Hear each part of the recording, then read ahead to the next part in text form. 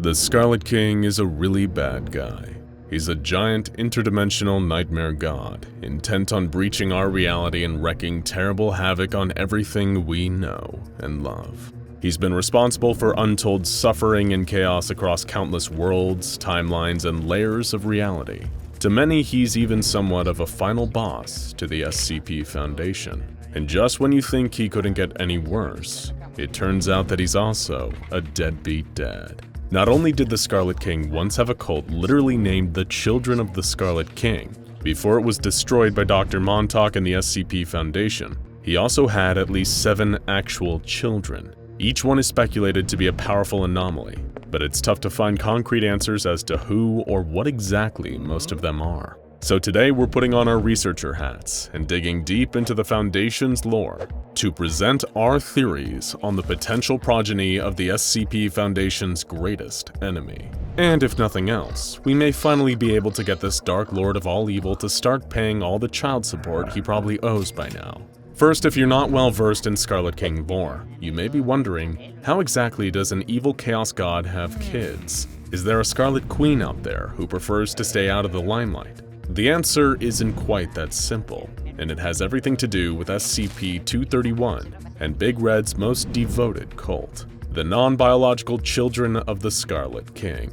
They kidnapped a group of 7 girls and performed a number of dark rituals that resulted in them becoming vessels for the Scarlet King's 7 terrible kids. These 7 girls have become known as SCP-231. Anyone who accesses those files, and trust us, they aren't a pretty sight, will find that the containment procedures mostly involve performing the infamous Montauk procedure on the surviving girls to keep them from giving birth. 6 of the 7 brides have given birth to nightmares beyond comprehension and are now dead, with only one still remaining successfully contained. But here at the SCP Foundation, you need to learn to comprehend the incomprehensible. According to a classified document, SCP-231 may technically be a neutralized anomaly without us even knowing. And incidentally, this gives us our most certain answer on the Children of the Scarlet King. On this one, the apple fell very, very far from the tree. According to the secret document, SCP-999, that's right, the adorable Tickle monster, is the 7th child of the Scarlet King. He must be so disappointed that everyone's favorite little blob didn't want to join the family business of absolute evil. For anyone who doesn't know, SCP-999 is a slimy yellow entity that only seems capable of absolute compassion.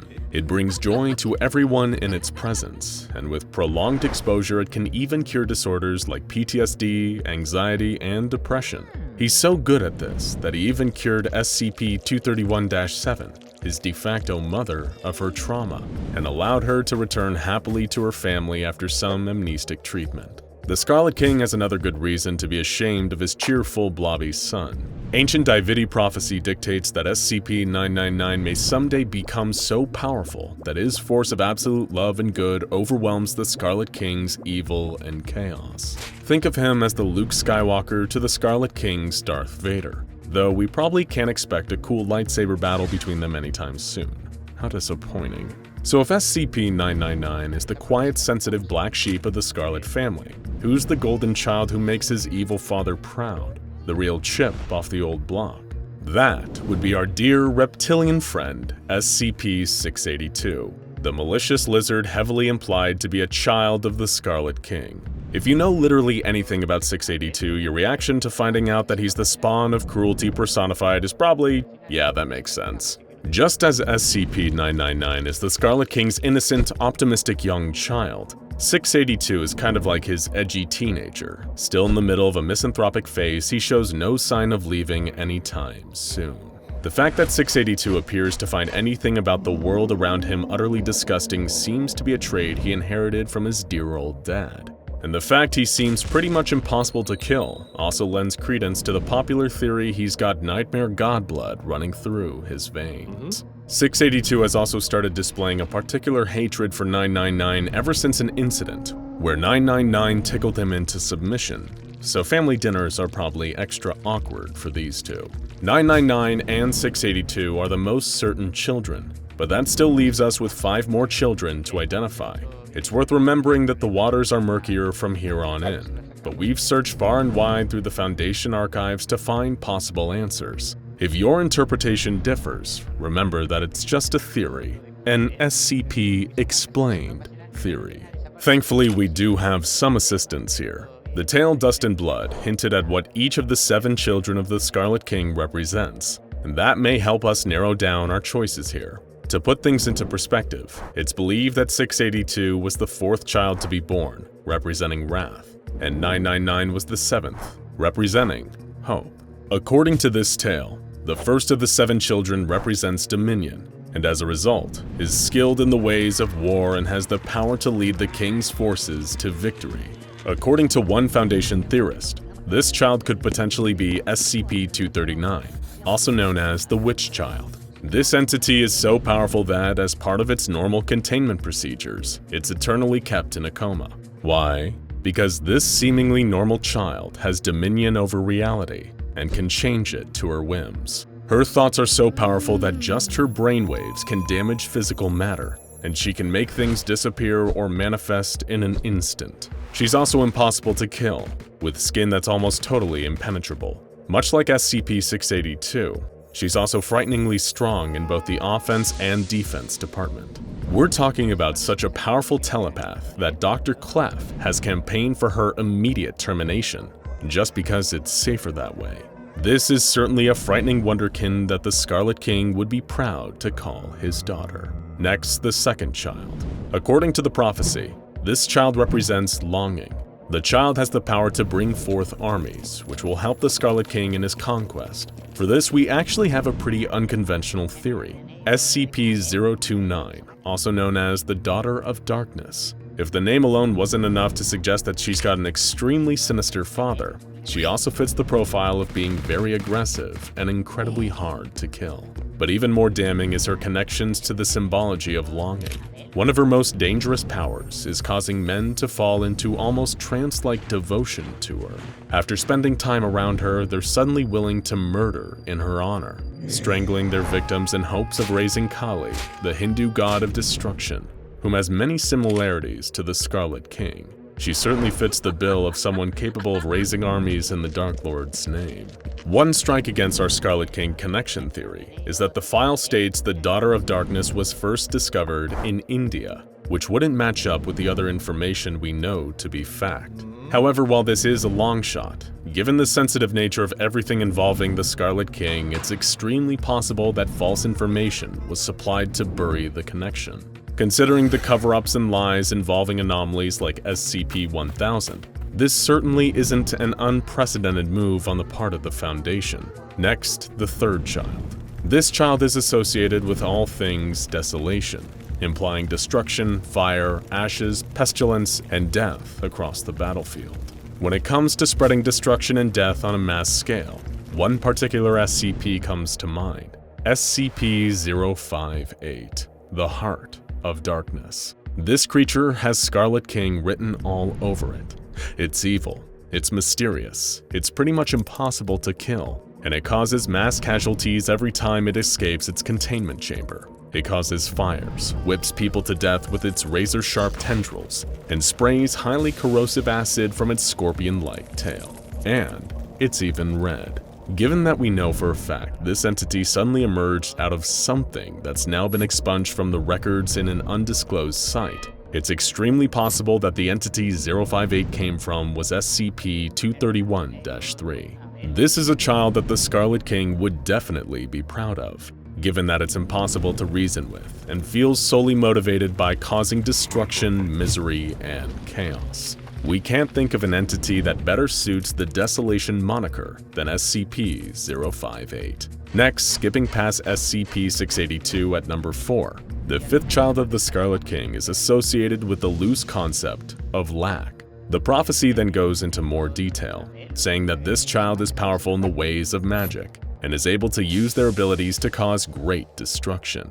Here we have another unconventional proposal. What if child number 5 wasn't actually a child, but children? That's because we think this description perfectly fits SCP-1765, the nightmarish reality-warping sisters, who we think may actually be triplets of the Scarlet King's 5th bride. Now hear us out.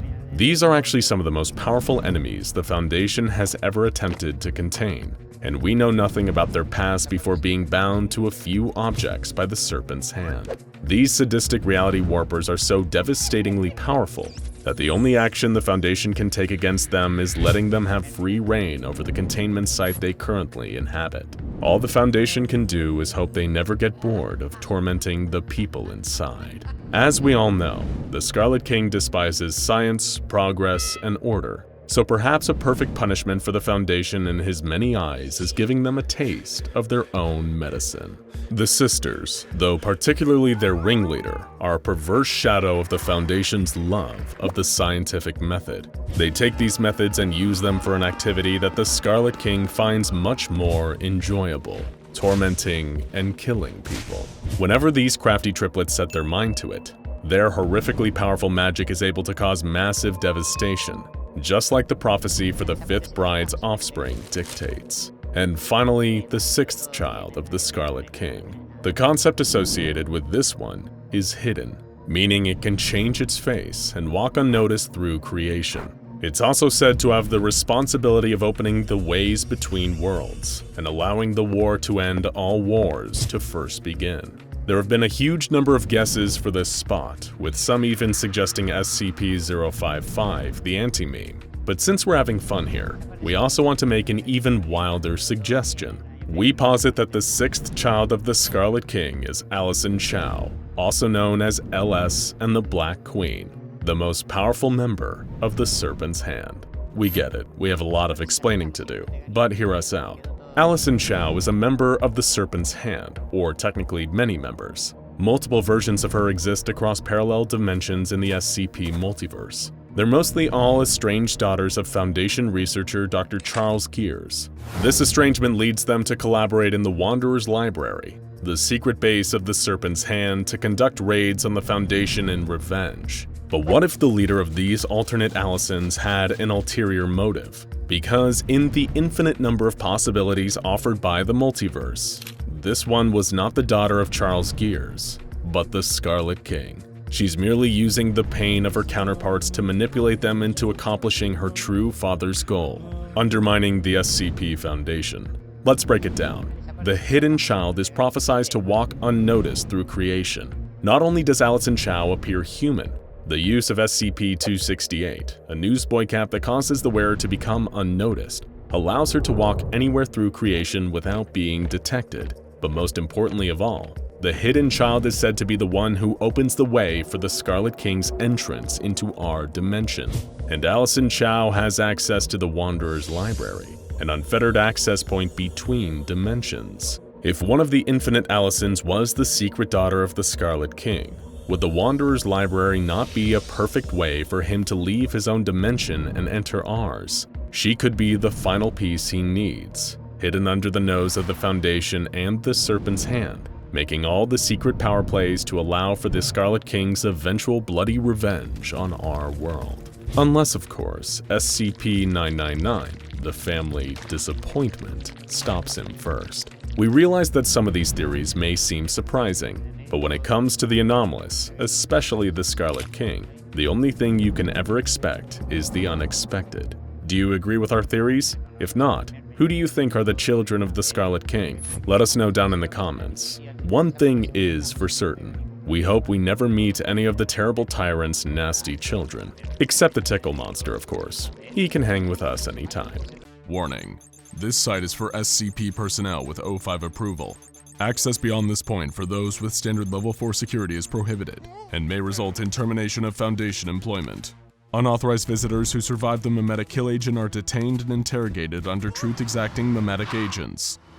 Dr. Herman Wright was used to high security protocols. He had been working with the SCP Foundation for several years and had dealt with specimens both terrifying and valuable. But something about this site was different. The security was tighter than he'd ever seen. And it all seemed a bit too much for what looked like a run-of-the-mill warehouse in Alexandria, Egypt. The street seemed normal. It was surrounded by businesses selling food and clothes, and none of the locals seemed to give a second glance. But as soon as he was approved for access and entered the warehouse, it was a very different story. He looked into the cognito hazard testing screen, designed to cause psychic damage to anyone who hadn't been inoculated by the Foundation, and entered the large bunker. Automated guns lined the walls. He could see the outlines of trapdoors below him, and he was pretty sure the whole place was rigged to blow if a large-scale assault hit. The Foundation was taking no chance with whatever they had found in Egypt. What could they be keeping locked up below? As Dr. Wright walked through the long tunnel leading to the staircase, he could see a series of rules marked on the wall. No open flames allowed within SCP-4001.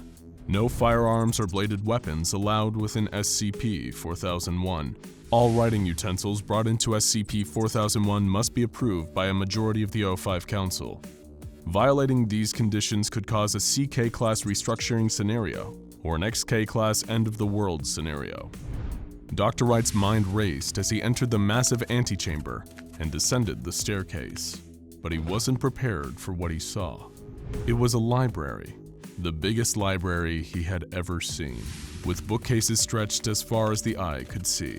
The library was far bigger than the warehouse looked from the outside, and Dr. Wright assumed it must be a disguise built on top of the much bigger, older facility that had been discovered by the Foundation. It wouldn't be the first time the Foundation found something that didn't conform to the laws of Euclidean geometry. SCP locations often played by their own rules. As Dr. Wright exited the staircase and walked up to the first bookcase, he could swear he heard rustling sounds among the shelves. Was something moving? He hadn't seen anyone walking the aisles when he descended the staircase, and he was pretty sure he was alone here, wasn't he? Making things stranger, a quick look at the bookcase didn't show any books he was familiar with. None had standard titles. In fact, they all seemed to follow a simple format. Each title a different individual person. All books looked the exact same. Same binding, same thickness, same number of pages. Was this some sort of SCP reference library? Suddenly, a hand slapped down on Dr. Wright's shoulder and his heart nearly jumped out of his chest. He turned to see a gray-haired man in an SCP lab coat extending a hand to him. Dr. Waylon Henricks, Chief Scientist in charge of testing at SCP-4001. You must be Dr. Wright. He didn't give Dr. Wright a chance to respond. Dr. Henricks didn't seem like the kind of man to be very interested in what others had to say. Yes. About time the Foundation sent me a new research assistant. I suppose you have a lot of questions? Dr. Wright was supposed to be a researcher, not an assistant. He didn't suppose it would do any good to point that out. When Dr. Wright tried to question what it was that he'd be researching, Dr. Henricks told him that it would be easier to show than explain. With that, he motioned Dr. Wright to a nearby table, where one of the countless identical books on the shelves was waiting. He nodded at the book, prompting the younger doctor to turn it over and read the title. He couldn't believe what he saw. There on the front of the book was his name, Herman Wright. Dr. Wright looked at his colleague in confusion, and Dr. Henricks motioned for him to take a look. It was written in a language that he had never seen before, but was somehow instantly recognizable and understandable. And the book really was about him. Every detail of his life had been written down in this volume, starting with his birth, containing details that no one but he knew. His whole life story was here. From his childhood to his education to his eventual recruitment by the SCP Foundation. But the book wasn't completed. The last line that had been written described his entry into the secured confines of SCP-4001 that very day. Dr. Henricks had a mad glint in his eye.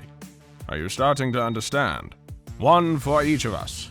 Every person who has ever lived, roughly 120 billion people since the dawn of man. Their lives all written down in these books. Every time someone is born, their book appears in this library, and their story gets written as it happens. The Foundation has been monitoring this site since the 1800s, but it's been operating much longer than that, since the dawn of recorded history. Dr. Henricks passed Dr. Wright another book. It was simply titled The Hunter, and it chronicled the life of a prehistoric man who spent his days searching for wild game. He lived 23 violent, monotonous years before his story ended abruptly when a saber-toothed tiger decided it was interested in the same mammoth he was hunting. This must have been one of the oldest books in the library. A book for every person on Earth. Dr. Wright could only imagine what the scale of this massive library must be. Dr. Henricks explained that mapping the library was a huge challenge. before producing a map from his pocket and laying it out on the desk. You're at base camp. This is where new births generate on the shelves, along with books pertaining to the first humans. If you want to track down specific books, you'll need to know where you're going. We've established base camps around the library to mark significant eras in human history with notable books. At each camp, you'll find generators, supplies, and beacons to light your way. If you're going back far enough, you could be traveling for days or even weeks. Dr. Wright was fascinated by this bizarre location, containing the sum total of human experience within its massively expanding walls. But there was one thing he couldn't figure out.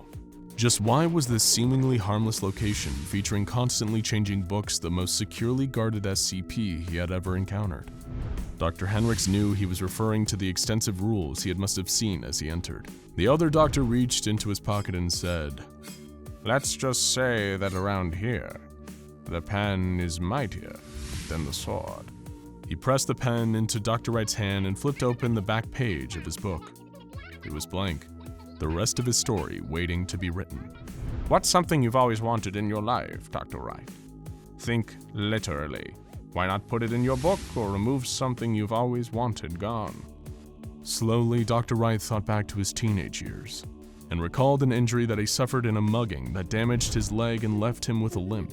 He nervously used the pen to scribble out the words and sentences describing the event. After a few seconds, he felt a headache and suffered from a slight nosebleed. After that, the limp and pain from the injury was gone, and he could no longer recall the event. You see, Dr. Wright, that's the secret of SCP-4001, Dr. Henricks said with a mad gleam in his eye. This library doesn't just let us read the history of humanity. It lets us write it. That's why you're here, to test the limit of this power and see what this library can do for the Foundation. Dr. Henricks soon provided Dr. Wright with footage of some of the many tests conducted in the library, and what Dr. Wright saw amazed him. The books could rewrite the laws of nature with alarming speed, as some unfortunate D-Class personnel found out. D-0546 was brought into a room with a full head of hair. The D-Class personnel was instructed to scribble "lost all hair" into his book, and he soon started scratching his head as he rapidly started shedding hair. After less than 2 minutes, the man was completely bald. D-0567, a young woman who had been brutally injured when attacked by an escaping SCP, was bedridden and would never walk again, according to all the Foundation doctors. As the D-Class personnel used a pen to scribble over the line in her book describing her injury, Dr. Wright watched as she suffered a minor nosebleed and then sat up, getting out of bed as if she had never been injured and no longer remembered being attacked. Dr. Claire Williams, a Foundation researcher sick with cancer, wrote into the book about curing her symptoms, and then addressed the camera explaining that this was her third time altering her own book. Her lymphoma symptoms had returned after several months and 2 years, respectively, but it seemed that as long as she continued to make changes to her book, then she could keep the cancer at bay indefinitely. But not all the tests ended with positive results, as Dr. Wright moved on to another selection of tapes labeled mortality tests. A D-Class personnel who was given a fatal dose of drugs and then had their death erased from their book 45 minutes later miraculously returned to life, but showed significant cognitive deficits after.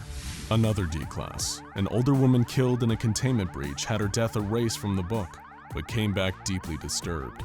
She survived 15 days in containment, repeating, "Send me back, let me go," over and over again before committing suicide. A D-Class personnel killed 28 days prior was brought back by writing "returned back to life" in their book, but died again just 13 minutes later from a cerebral hemorrhage. But it was the next tape that was the most disturbing.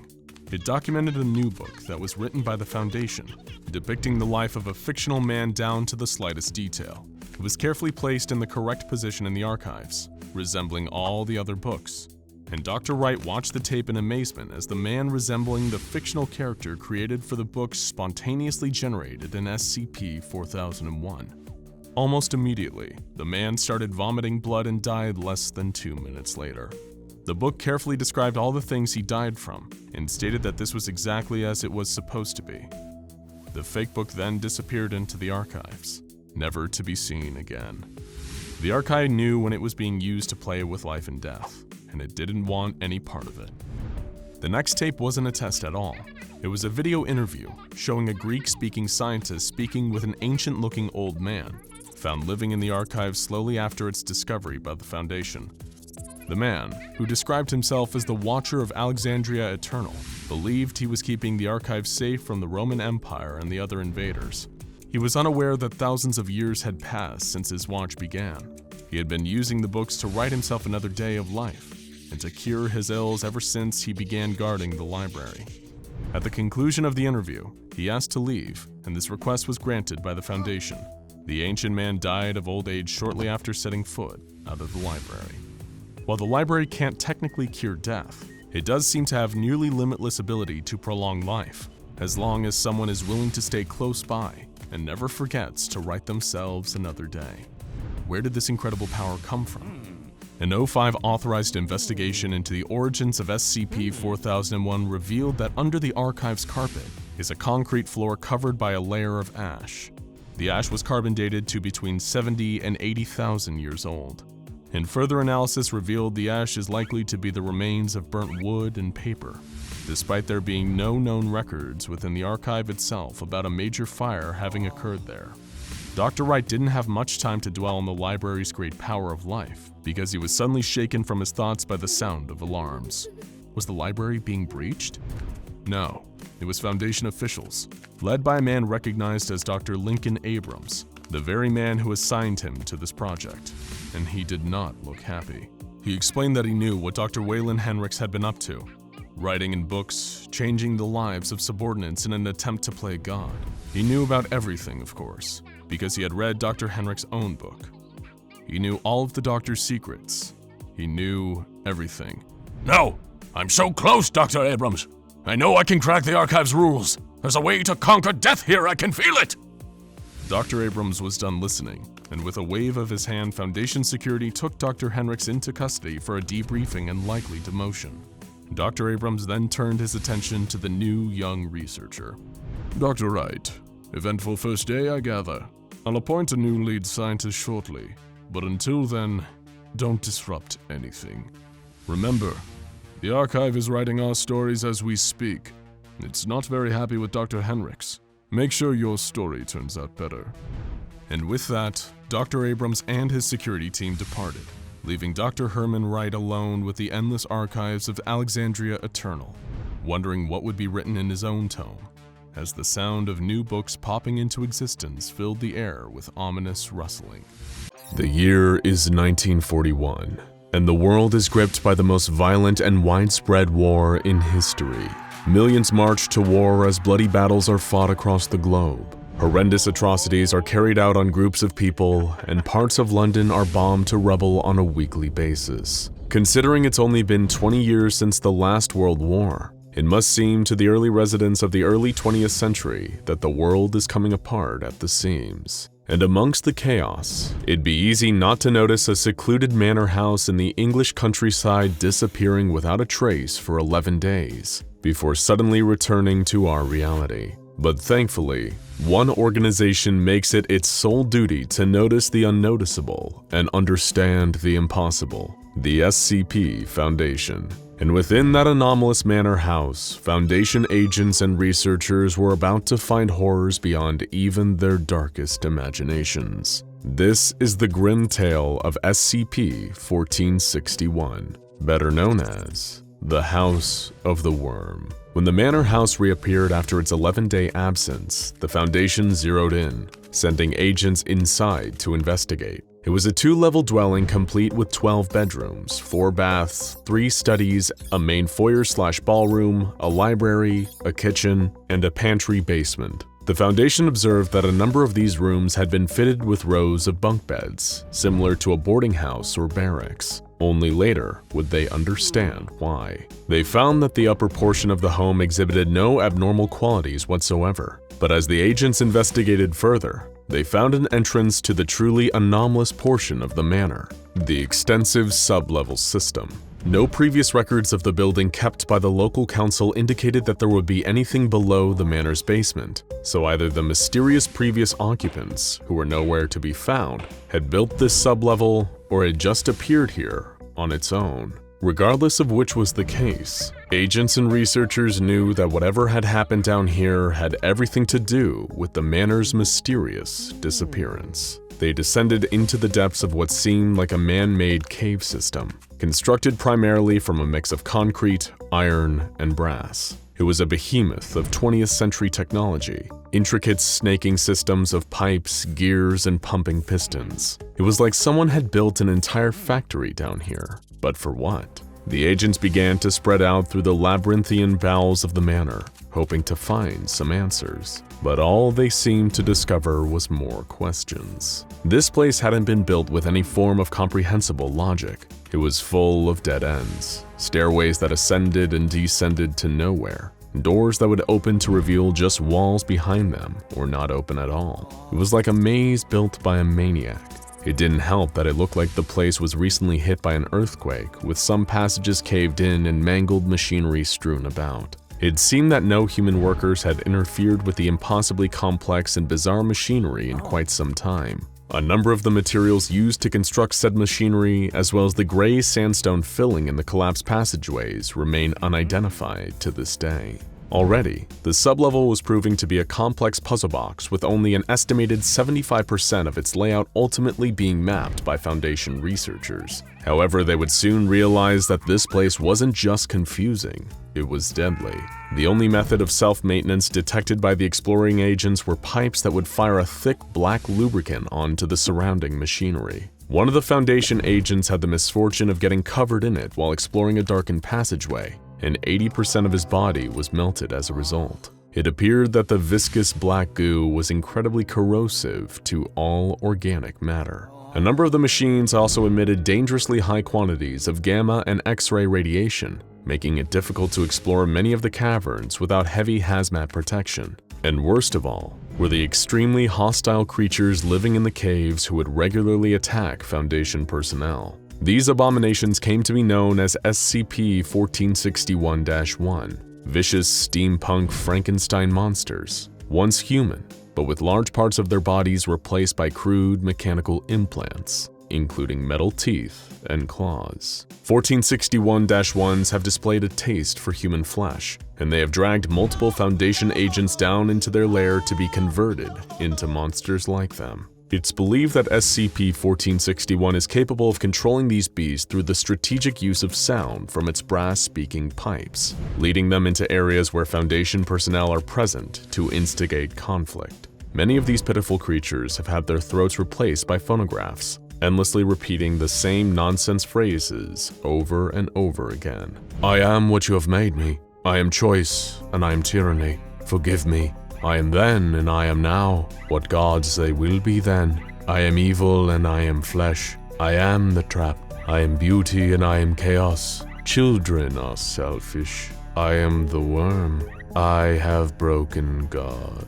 Still, in spite of the mazes, monsters, and deadly chemicals, the agents persisted and managed to discover several important locations. The gel production chamber on sublevel 3 creates glass jars from the unidentified sandstone and fills them with a slime that looks to contain living eyes and teeth. The factory deliveries room is filled with a huge number of crates and boxes, which seem to shift and change in number between Foundation patrols. The speaking tube room on sublevel 11 contains a grand pulpit that acts as the connecting point for the complex array of speaking tubes running through the entire cave system. The body parts of a deceased female also appear to be wired into the machinery, like spare parts. And on sublevel 12, they found the so-called Catalyst room. Here they discovered a huge, complicated, clockwork and steam-powered machine that appeared to be broken and missing some parts. Most horrifying of all, though, is the raised platform in the center of the Catalyst room, on top of which is a metal hospital bed. A desiccated male corpse rests upon the bed, its chest punctured by large syringes connected by tubes to some kind of pumping machine. The parts connecting this pumping machine to the overall apparatus of the room were missing though, leaving its purpose a mystery. The Foundation assumed that fluids used to be drawn out of this corpse to somehow power the machine. You may be starting to worry that there doesn't seem to be any answers here, that this house is one big mystery. But lucky for you, you're wrong. An old journal was also discovered in the Catalyst room, And if what was written inside is to be believed, then we may finally have some truth about who created the House of the Worm, why it was created, and what horrible events triggered its mysterious disappearance and reappearance. His true name has been redacted by the Foundation, and special efforts have been made to maintain secrecy around the house, seeing as it's an anomaly of great interest to a cult known as the Church of the Broken God. So we'll just call the one who made this place the Inventor. Before any of this, the Inventor was one of the many Englishmen traumatized and almost killed in the horrific trench battles of World War I.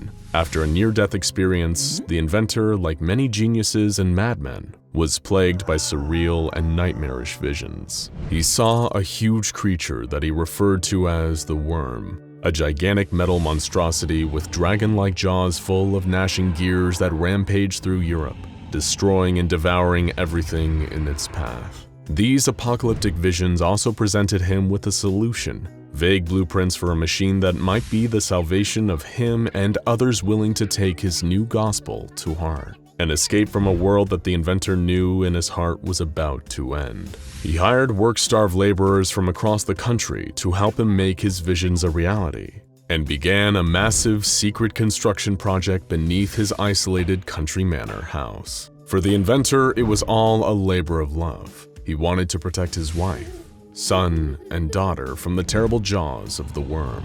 But as the project stretched on, his wife began to suspect that he'd lost his mind.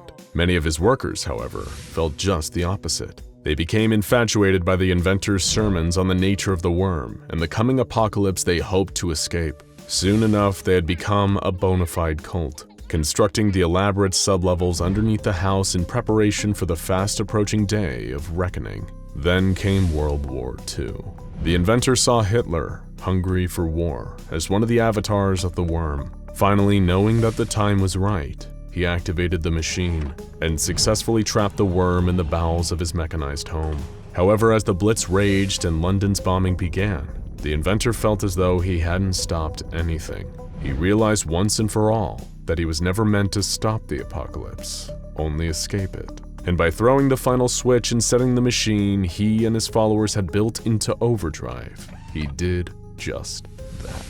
This was the moment that the House of the Worm disappeared, transporting the Inventor, his family, and his devoted staff to a different world. An empty gray world, devoid of war but also lacking all the comforts of regular life, including food. Things went downhill from there, as their supplies quickly began to run out, and the cult descended into cannibalism in order to survive. Things weren't going much better in the Inventor's personal life. His wife, fearing what would happen to the family, took her own life and the life of his daughter. Though by this point, the Inventor's mind was so fractured that it's possible he may have killed them himself. Either way, it was only the Inventor and his son left, and more trouble was brewing. Eudora, one of the staff trapped in the building with the Inventor and his cult, started a mutiny. She claimed the Worm spoke to her from below, and that their only path to salvation was pleasing the Worm. How would they please it? A sacrifice, of course. They would give it the son of the man who had trapped it.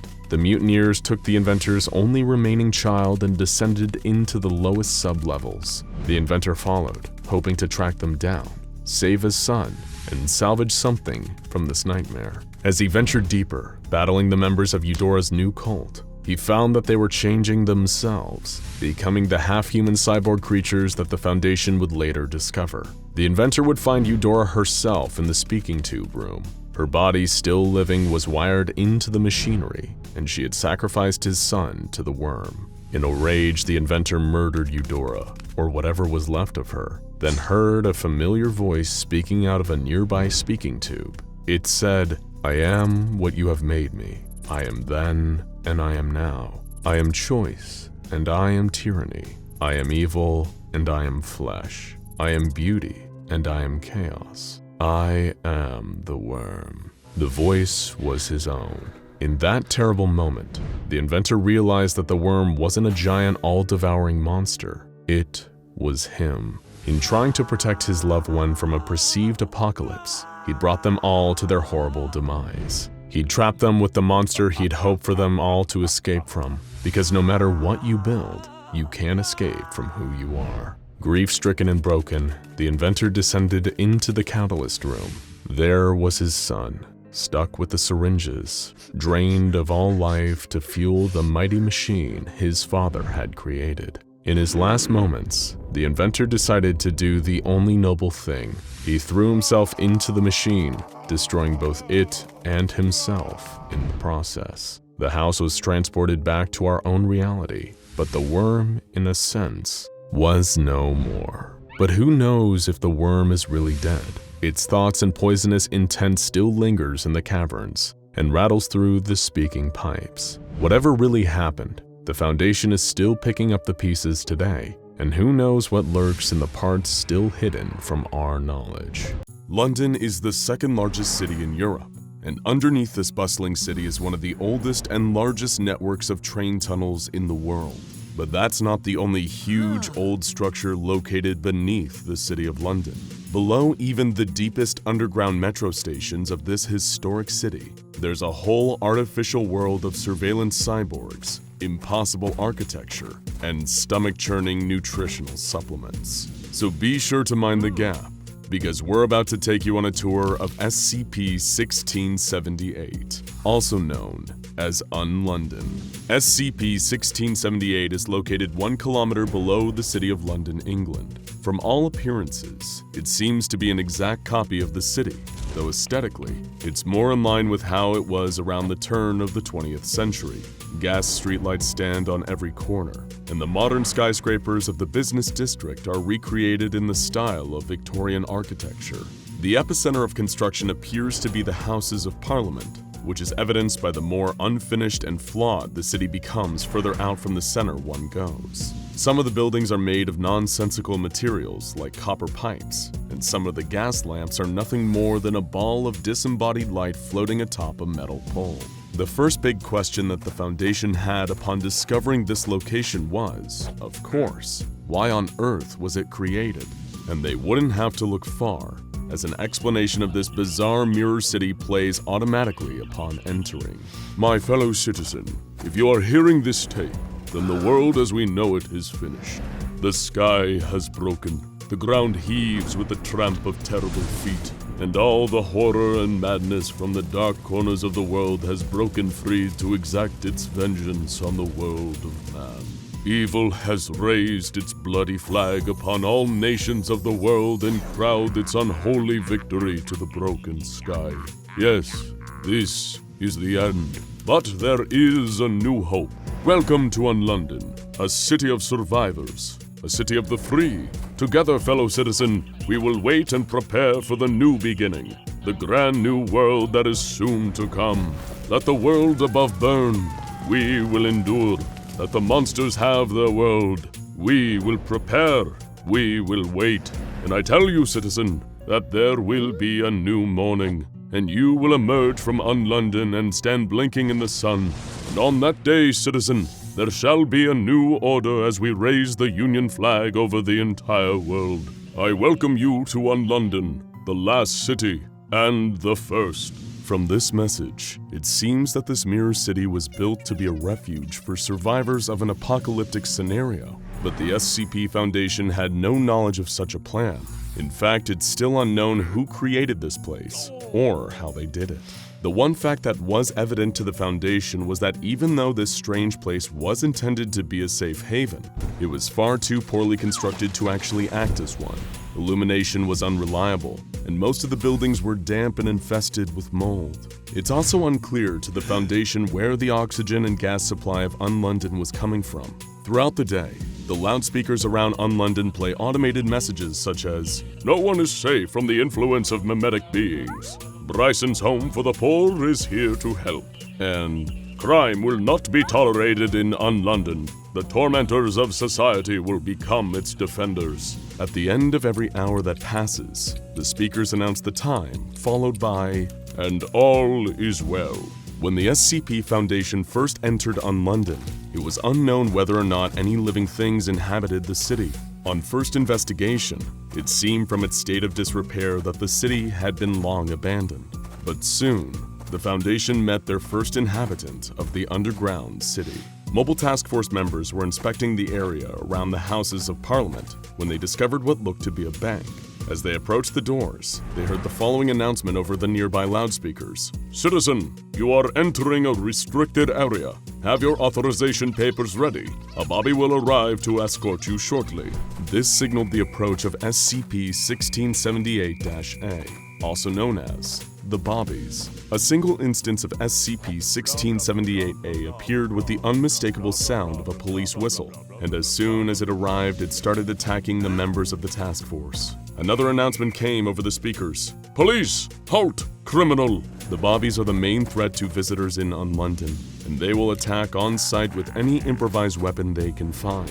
True to their name, they are all dressed in uniforms consistent with those of London City police officers from the Victorian era. What sets them apart from their historical counterparts is their construction. These beings are made out of human corpses, crudely dismembered at the joints, and reassembled using metal hinges and bolts with their heads wrapped in bandages. Bobbies are extremely hard to kill, with only high-caliber rounds and explosive weapons being effective at putting them down. Autopsies of dead Bobbies have shown that underneath the police uniform, the Bobbies all wear prison inmate-style jumpsuits. This adds a chilling context to the announcement about the tormentors of society becoming its defenders. It appears that the Bobbies are the reanimated bodies of prisoners. In addition to the Bobbies, the Foundation cataloged 2 additional forms of artificial life present within UnLondon. First are SCP-1678-B, or Eyes in the Sky, hybrid biomechanical birds made of flesh with an exoskeleton of copper wiring. Some of these creatures are covered in a deteriorating outer layer of plastic and feathers, suggesting that they were originally meant to resemble pigeons. As their name suggests, Eyes in the Sky serve as a type of surveillance drone, and while they have no offensive capabilities, they still pose a significant threat to the Foundation. It's still unclear whether they're able to communicate with or summon the Bobbies, but the SCP Foundation takes no chances. The last life form present in SCP-1678 is the strangest and the most frightening, SCP-1678-C, known as the Wretch. The Wretch has only ever been encountered outside the zone, which is now under SCP Foundation control, and it's uncertain how many instances of this being exist. The Wretch resembles an old woman, or sometimes old man, dressed in filthy rags. The Wretch sits at street corners holding a begging tray, and will attempt to elicit pity from anyone who happens to walk by. The Wretch will ask for food or money, but if food is supplied, it will start weeping before vanishing into a puff of black smoke. On a few occasions, audio notices playing on the city's loudspeakers have alluded to this being, saying, "Do not pity the Wretch. Allow them to pay the price of their betrayal for all eternity." The current Foundation protocol with regards to the Wretch is to not engage with it at all.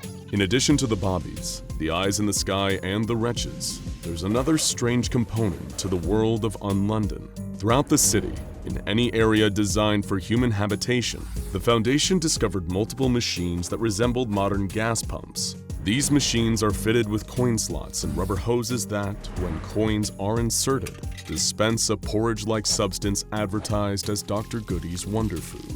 According to posters around the city, Wonder Food is a meal replacement supplement, supposedly containing all of the required nutrients for survival. Wonder Food also appears to be the only food source available in UnLondon, despite the claims by various posters around the city that Wonder Food contains all the nutrients you need and completely restores health and vitality.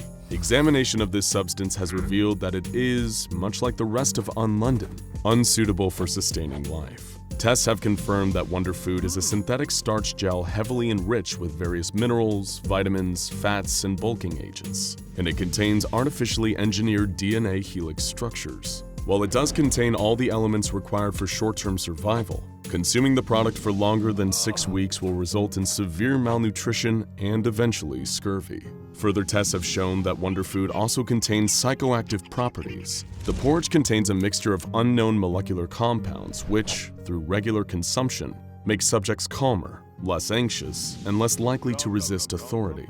It also seems to have been engineered to cause withdrawal symptoms that set in if a person stops eating it, symptoms which include headaches and depression. Foundation personnel are forbidden to consume Wonder Food, but the substance is highly attractive to instances of SCP-1678-B and 1678-C.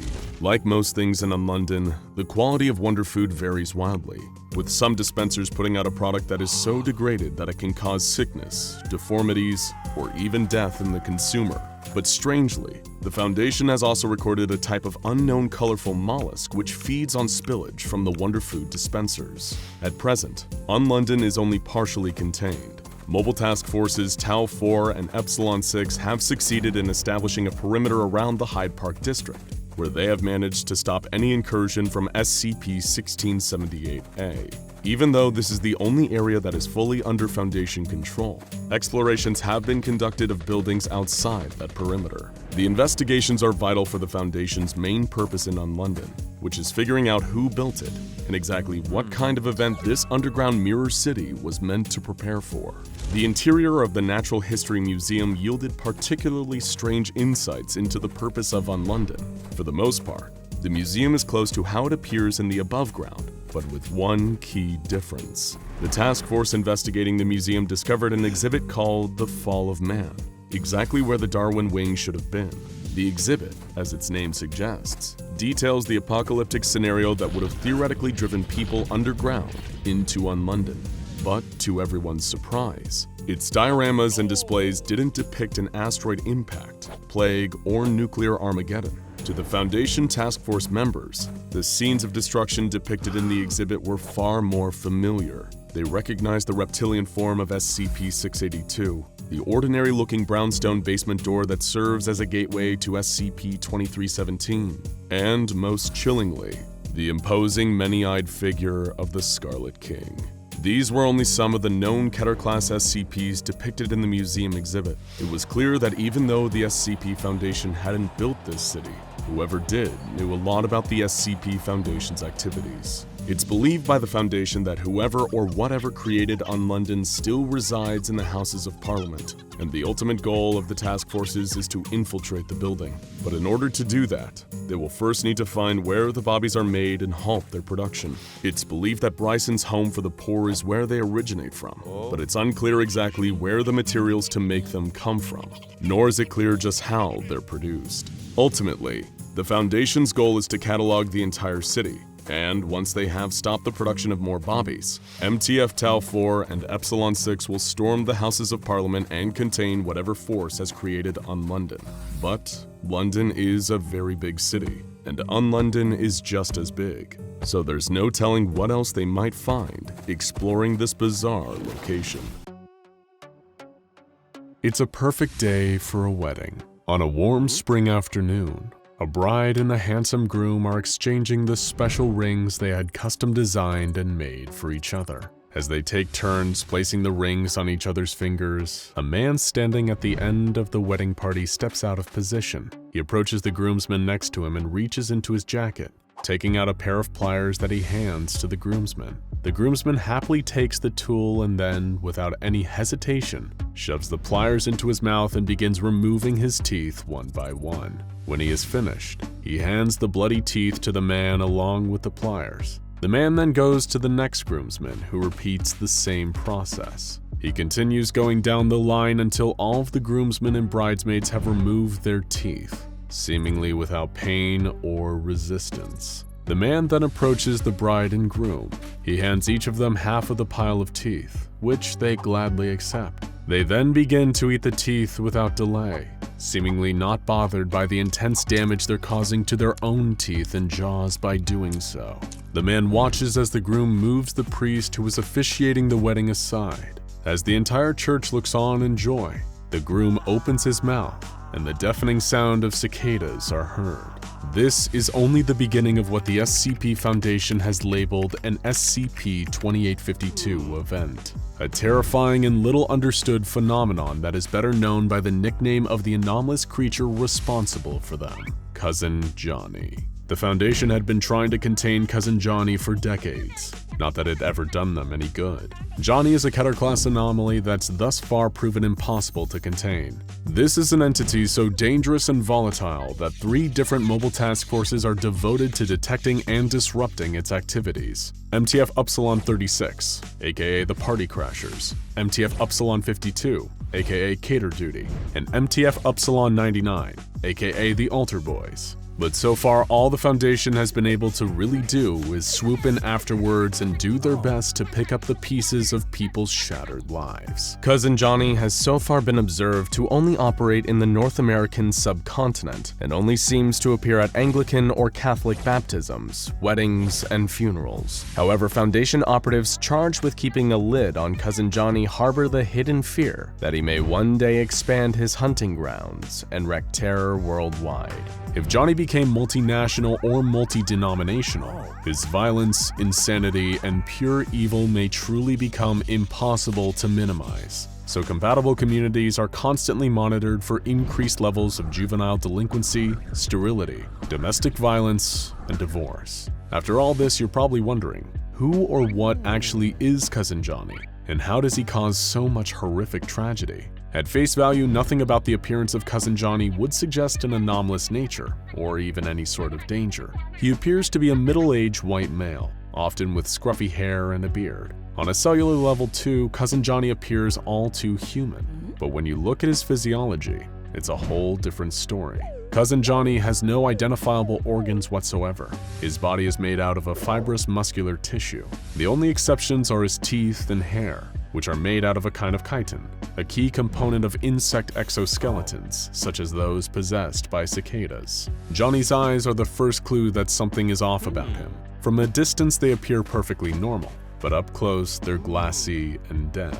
This is because his eyes aren't actually attached to any nerves inside his head. With no nervous system or vocal cords, Johnny's ability to see, move, and talk defy any kind of logical explanation. His speech will seem completely normal to the people under his spell, but to anyone else it comes out as complete nonsense, often described as word salad. If people in attendance are briefed in advance about this phenomenon, whatever hypnotic ability causes them to hear his sounds as intelligible words won't work, and they'll be aware of how nonsensical it all sounds. But of course, that doesn't mean they're safe. Cousin Johnny appears at family gatherings and religious rituals, and immediately he'll be treated as though he's always been there. You know your Cousin Johnny, right? You go way back. Or at least you're pretty sure you do. Nothing will appear unnatural about his sudden presence. In fact, if you're one of the victims of one of his incidents, chances are you'll actually find yourself taking a shine to Cousin Johnny. Sure, his sense of humor is a little crude and raunchy, but you can't help but enjoy his company. He's a fun guy to be around, and after all, he's family. As previously mentioned, he'll only appear at 3 different kinds of events: baptisms, weddings, and funerals, and only those that are affiliated with either the Catholic or Anglican religions. The SCP Foundation has classified baptisms that Cousin Johnny attends as blue-level events, weddings are known as white-level events, and funerals are black-level events, with each one escalating in severity, violence, and horror.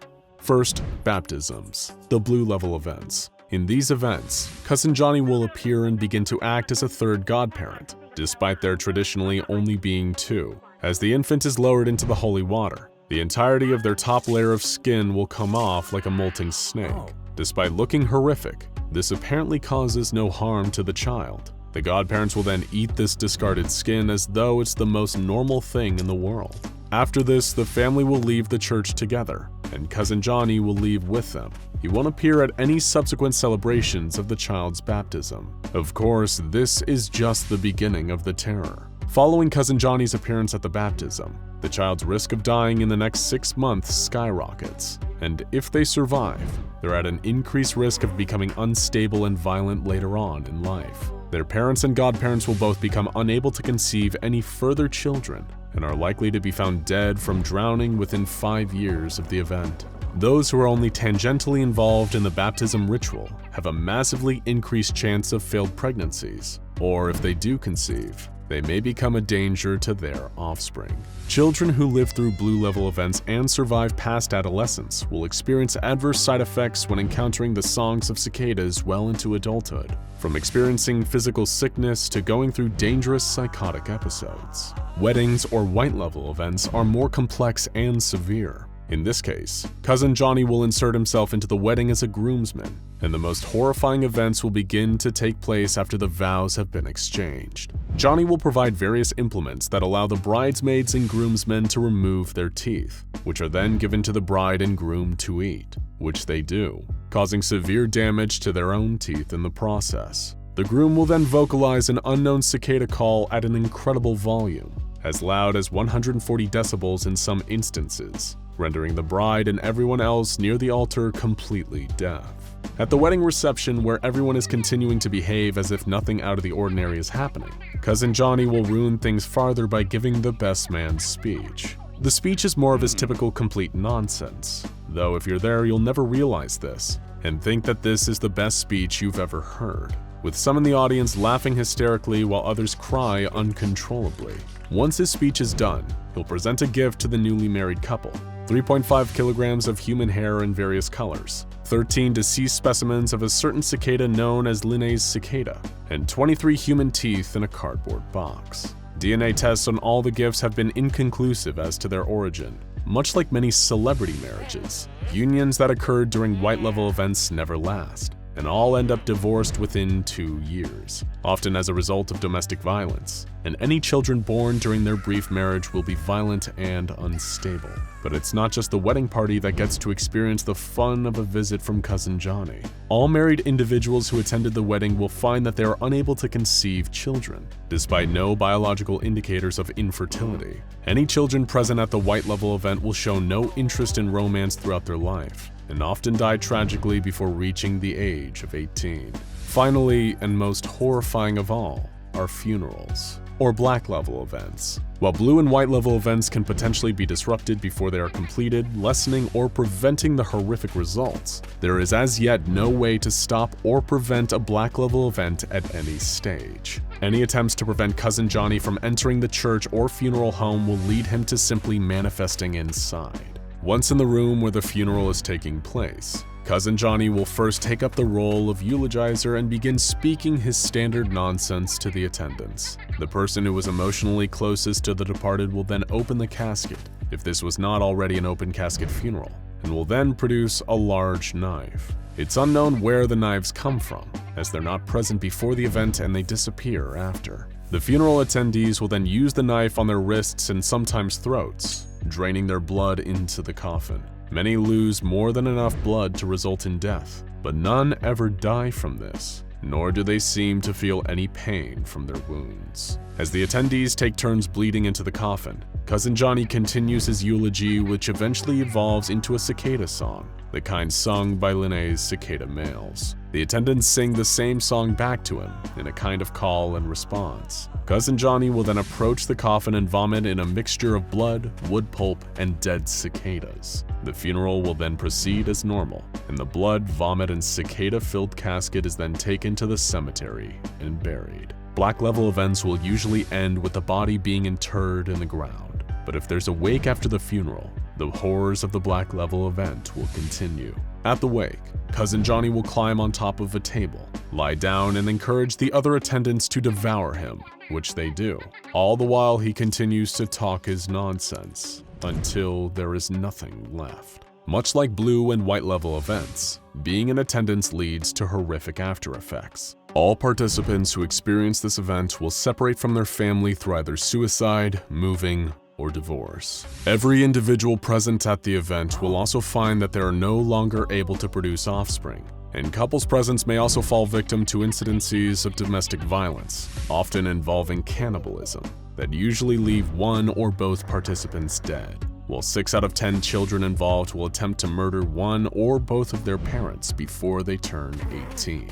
These black-level events are so horrible for all involved that any members of the specialized Cousin Johnny mobile task forces that happen to witness such an event are treated with Class A amnestics before they are transferred to another task force or retire, to ensure that they don't have to live with the memories of what they saw. Prior to that, they are closely monitored for any strange or antisocial behavior to make sure they weren't affected by the event. And they aren't the only SCP Foundation staff at risk of having been impacted by Cousin Johnny. It is theorized that as many as a third of Catholic and Anglican D-Class personnel were involved in a Black Level event at some point, and were driven to madness and violence by their fateful brushes with the strange relative that no one knows. So next time you're at a baptism, or a wedding or a funeral, stay vigilant. Keep an eye on the other guests, and always ask yourself, do you really have a Cousin Johnny?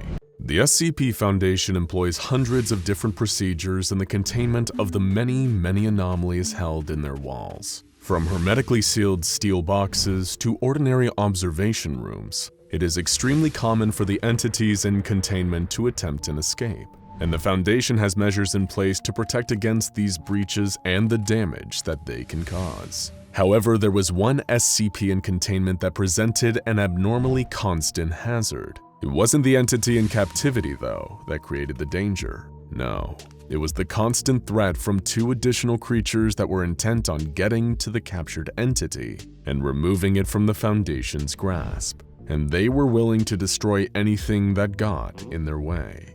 This is the rather unique problem with SCP-1913, which refers not to a single entity, but to three. One in containment, and two that would stop at nothing to get to it. This is the story of SCP-1913, the strange team made up of Agatha, Telly, and Freddy, better known as the Furies. SCP-1913 consists of three separate entities, referred to as SCP-1913-1, SCP-1913-2, and SCP-1913-3. After the initial discovery of SCP-1913 and its containment at an SCP Foundation site, the site was attacked by SCP-1913-2 and SCP-1913-3. It seemed to be an attempted jailbreak of sorts, with 2 and 3 determined to free 1 from captivity at all costs. After this initial attack, the three entities were classified together as SCP-1913, and their behaviors and fates were undoubtedly intertwined. Whenever SCP-1913-1 was taken, the other two would follow. As part of SCP-1913's containment procedures, Convoy Omega-8, also known as the Cats in the Cradle, was formed. This team, run by a team of scientists that included the young and woefully inexperienced Dr. Hayward, was tasked with handling the containment, research, and movement of SCP-1913-1, as well as managing the inevitable attacks by the other two entities. SCP-1913-1 is a ceramic statue of a cat, 20.5 centimeters in height. It has the name Agatha written on the bottom, resulting in the entity often being referred to by that name. It is painted white on the nose, ears, and forehead, and has a black ink-like pigment around its eyes, mouth, and paws. It has displayed sentience and is capable of speech. When Agatha talks, it has the voice of a young woman, though the statue's mouth does not move when it speaks. Agatha is not friendly toward the Foundation staff, but will answer questions when its container is shaken. Though Agatha cannot move on its own, it should be treated with extreme caution and only touched when absolutely necessary.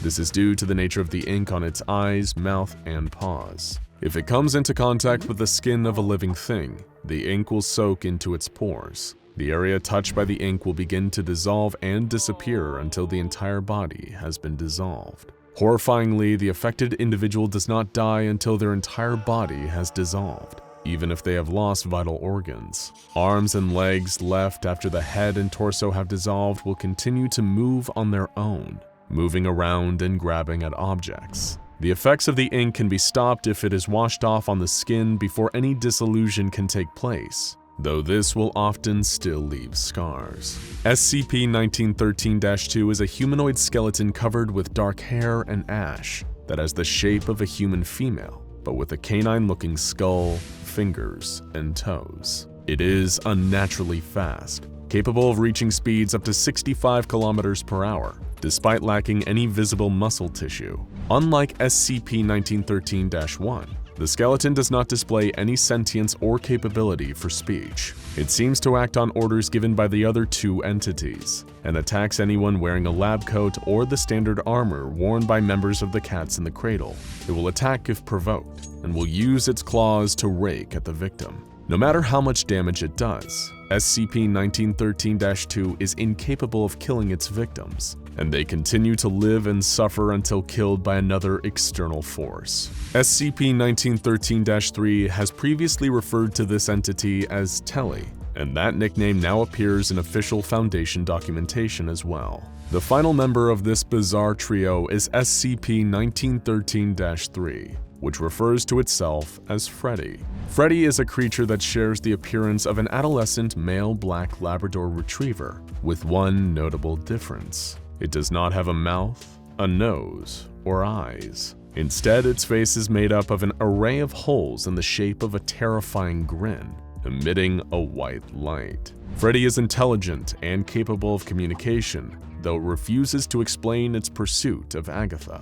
When asked about the subject, its only response is that this is a family matter. When Freddy attacks something, it produces a burst of gray flames from its face holes. These flames have been measured reaching temperatures up to 1200 degrees Celsius. These flames burn non-living objects in a relatively normal way, but when the fire comes in contact with a living thing, the flames continue to burn until the subject's skin has been entirely burnt away, or until the flame has been deliberately extinguished. Freddy has caused severe burns to Foundation personnel, often resulting in loss of sight, hearing, and touch. Through unknown means, though likely because of a psychic connection of some kind, Freddy is able to know the location of Telly and Agatha at any given time. Now that you know the members of SCP-1913 and exactly what they are capable of, it is time to get into the events of Encounter 029.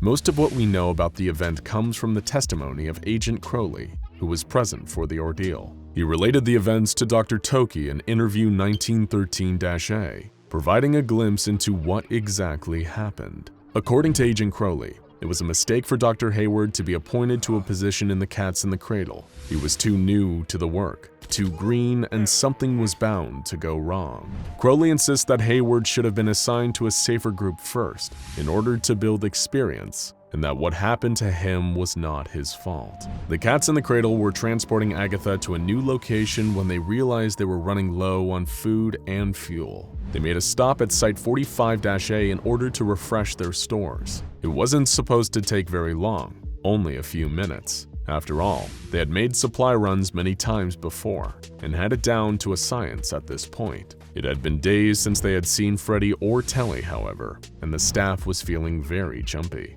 It was too quiet, and after a few days of peace, they had a terrible feeling that something big was coming. As Hayward and Crowley drove into Site 45's garage, a fireball suddenly erupted behind them. A car had exploded. When the dust cleared, there was Freddy and Telly, the faceless dog, and the skeleton. Crowley alerted Site 45, calling the security team and ordering them to evacuate the facility of all personnel immediately. Crowley grabbed Hayward and attempted to make it to the roof where they could evacuate with the rest of the personnel. But before they could make it there, they were intercepted by SCPs 1913-2 and 3. The two men ran into a laboratory and locked the doors behind them, as Freddy and Telly attempted to follow. Telly began to scratch at the door with its claws, but when that didn't work, Freddy ordered Telly to step out of the way. Using its flames, Freddy blew the door off its hinges, triggering the building's sprinkler system. Through the steam and smoke, Freddy casually walked into the room. It didn't attack, nor did it order Telly to attack. It simply made its way over to Crowley and sat in front of him. Crowley asked why it was here, why it was doing this. Freddy simply responded that it was doing this as a service, and that its flame was redemption.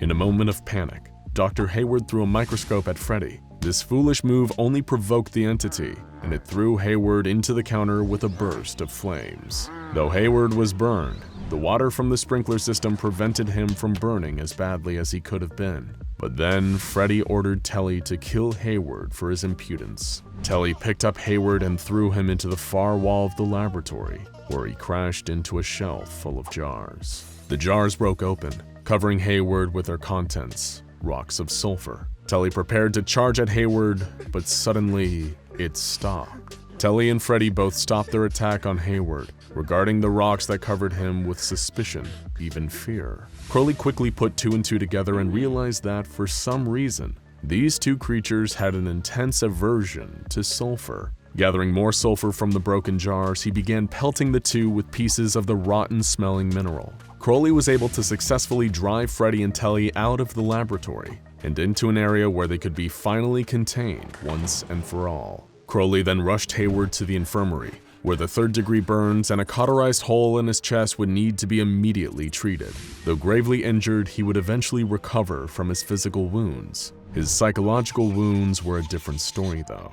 As Agent Crowley said, "I lived to see those things tear out Hayward's heart, and so did he." Currently, all three entities that make up SCP-1913 are in containment at SCP Foundation facilities. Each entity must be contained at least 1,600 kilometers away from the others. Each creature is placed in the middle of a glass ring with a radius of 4 meters, and the inside of each glass ring is filled with sulfur dust. This prevents the entities from reaching each other, and has so far seemed to prevent Freddy from psychically determining the location of the other two. Anyone handling SCP-1913-1 or Agatha must wear latex gloves and avoid any kind of skin contact at all times. If skin contact is made for any reason, the affected individual must immediately wash their hands to remove the ink from their skin. If the ink cannot be removed, the infected staff member must be terminated. Any staff entering the room of SCP-1913-2 must remove their lab coats and armor in order to avoid provoking it. SCP-1913-3 is in a blast and fireproof cell. No one is permitted to enter its containment facility.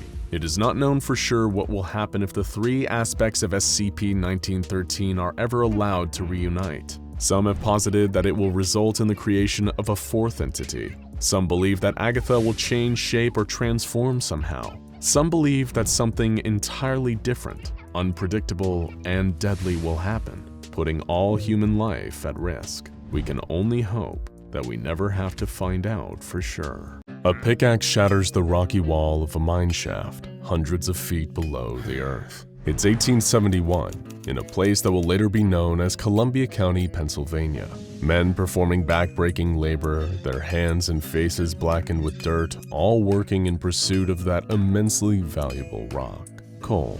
It's the fuel for the booming Industrial Revolution, and much like how dragons were said to guard gold, this more modern treasure pointed to an even more terrifying monster. A monster that the SCP Foundation would someday come to know as SCP-1179.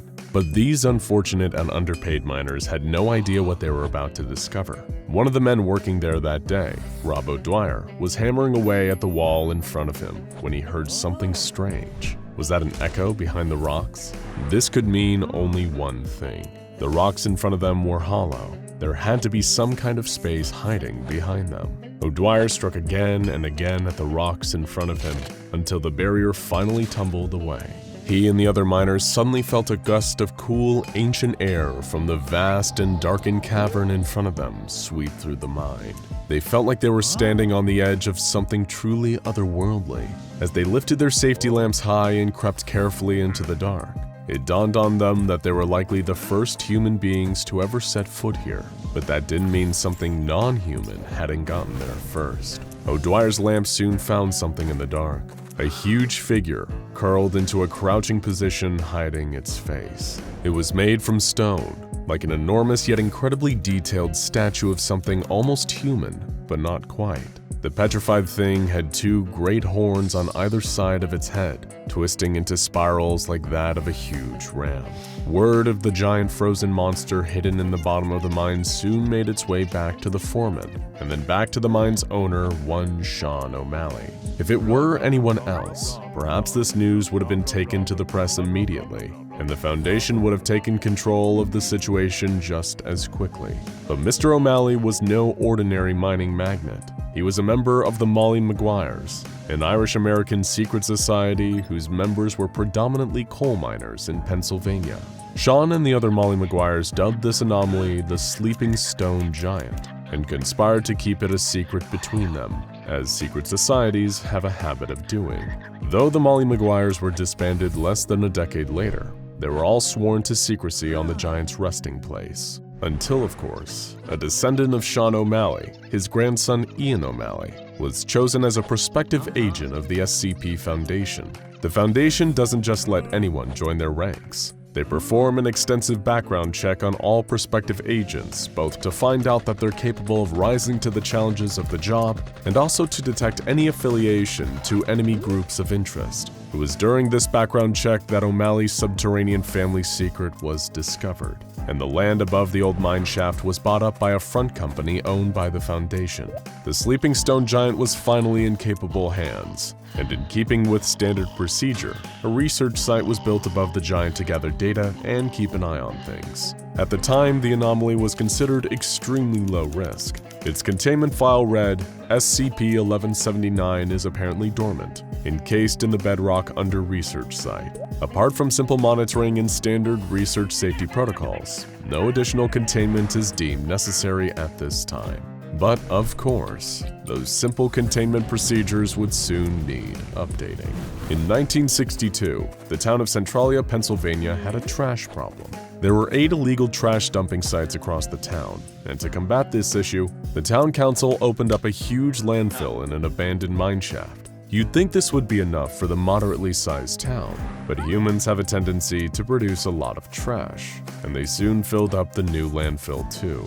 In order to address the issue, the town decided to do a controlled burn of some of the garbage. It should have been simple enough, but those who lit this garbage fire didn't follow proper safety procedures and ended up accidentally igniting a seam of anthracite coal. This was like lighting the fuse to the world's largest stick of dynamite, and fire soon coursed through the long abandoned mine tunnels. When the fireball finally reached the Sleeping Stone Giant in his dark pit, the beast woke up. In that instant, an otherwise uneventful day quickly became a brutal bloodbath. Researchers walking through the base felt a monstrous rumbling beneath them. Heat sensors were burning up and seismic readings were off the scale. Something was climbing up towards them. Suddenly, an impossibly large sword speared its way out of the floor, killing everyone around it with an immense blast of heat. The newly awakened monster went on an underground rampage, almost completely destroying the research base and killing nearly everyone inside, before retreating into the honeycomb of coal mines and caverns in the area, igniting even more anthracite coal fires. The Foundation needed to step in before things really got out of control. At present, the Foundation couldn't properly administer standard area construction protocols for Keter-class SCPs, so they instead designated the mines, caverns, and surrounding countryside as Area 179, and dispatched mobile task forces to try and contain the beast rampaging in the Centralia mines. But much like the fire that started this whole mess, the beast proved much harder to control than initially imagined. All 5 of the expeditionary teams sent to apprehend the monster failed, and many team members were slaughtered in the process. From the terrifying accounts of the survivors, we have a vague idea of the nature of the beast below. No pictures of the creature exist and exact descriptions on the beast can vary. Whether this is because the beast frequently shapeshifts or because it has some kind of cognito-hazardous effects on those who view it is unclear. The most frequently reported characteristics of the creature are its immense height and the extreme heat that its body exudes. Many report that the creature's body seemed to be formed of a mix of hardened lava, pure fire, and burning smoke. The beast measures over 30 meters from head to toe, with shoulders over 8 meters wide. It's commonly said to have 2 huge ram-like horns and a weathered, bearded face. The beast has been compared by some to the Norse mythological figure Surtur, the giant guarding the frontier of the Norse fire realm of Muspel.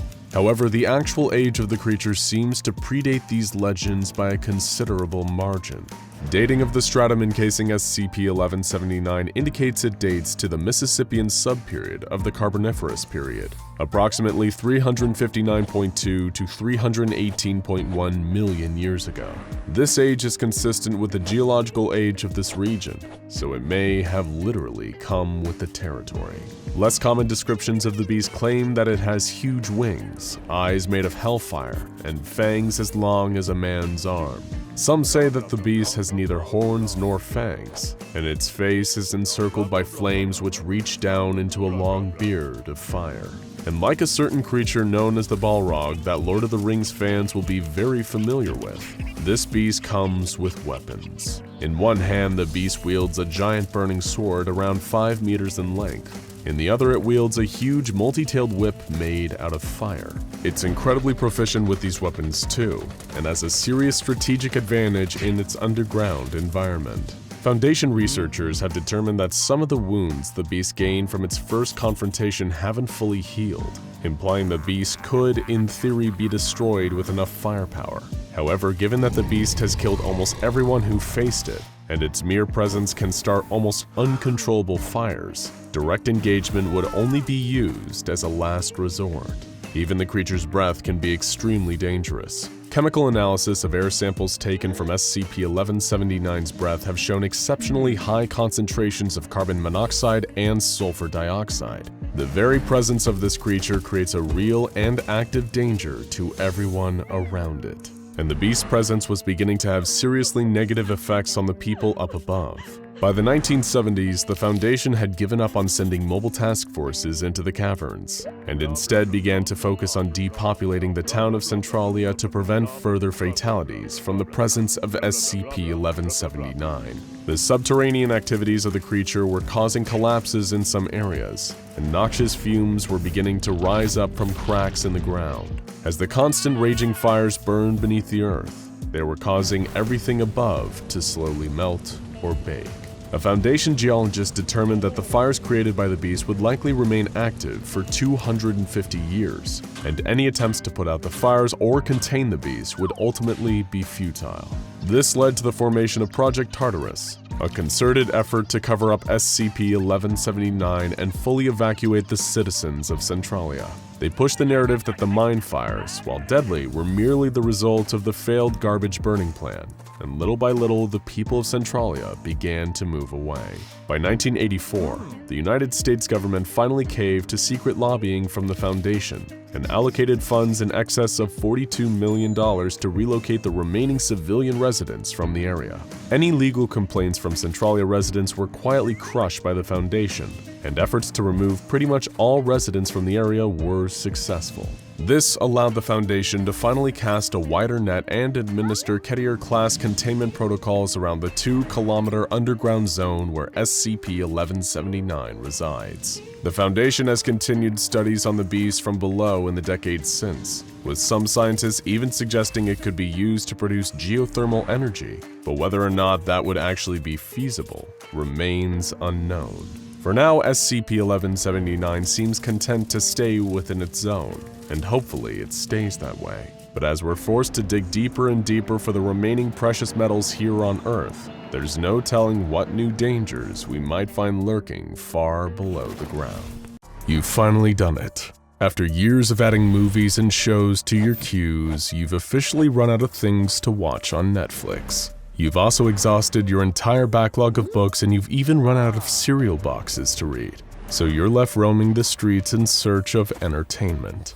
That's when you see a worn-looking flyer stapled to a nearby telephone pole.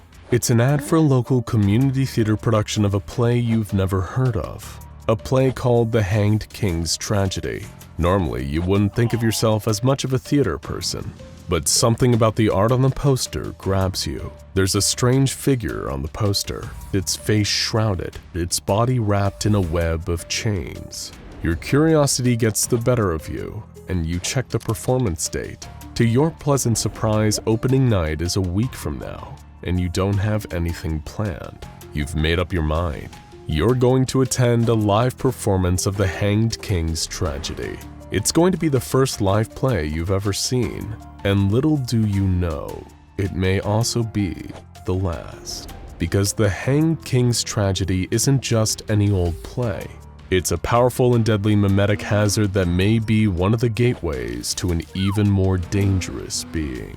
It's known to the SCP Foundation as SCP-001, so take your seats, be sure to read your programs thoroughly, and prepare for the dark and terrifying tale of the Hanged King's Tragedy. and the wave of death and destruction it causes in its theatrical wake.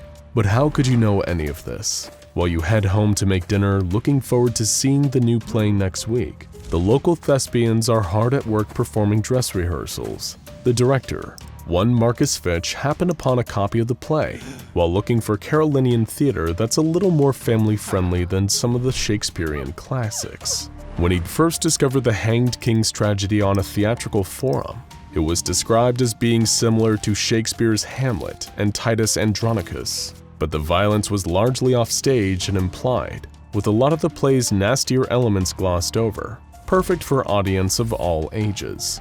Given the fact that performances of the Hanged King's tragedy tend to be mass casualty events, for reasons you'll soon see, the Foundation does everything they can to control the spread of the play's script.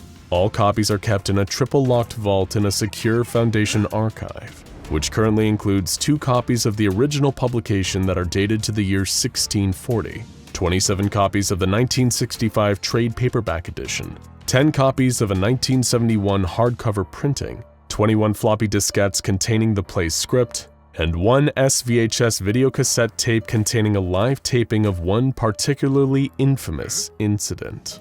However, this seemingly does little to prevent new performances of the Hanged King's tragedy from occurring. The text of the play continually pops up online, often under different or misspelled titles, preventing Foundation web crawlers from keeping track of them all. Nevertheless, the Foundation does everything in its power to detect and stop performances before they can go ahead. The danger of putting on or even viewing a performance of the Hanged King's tragedy cannot be overstated.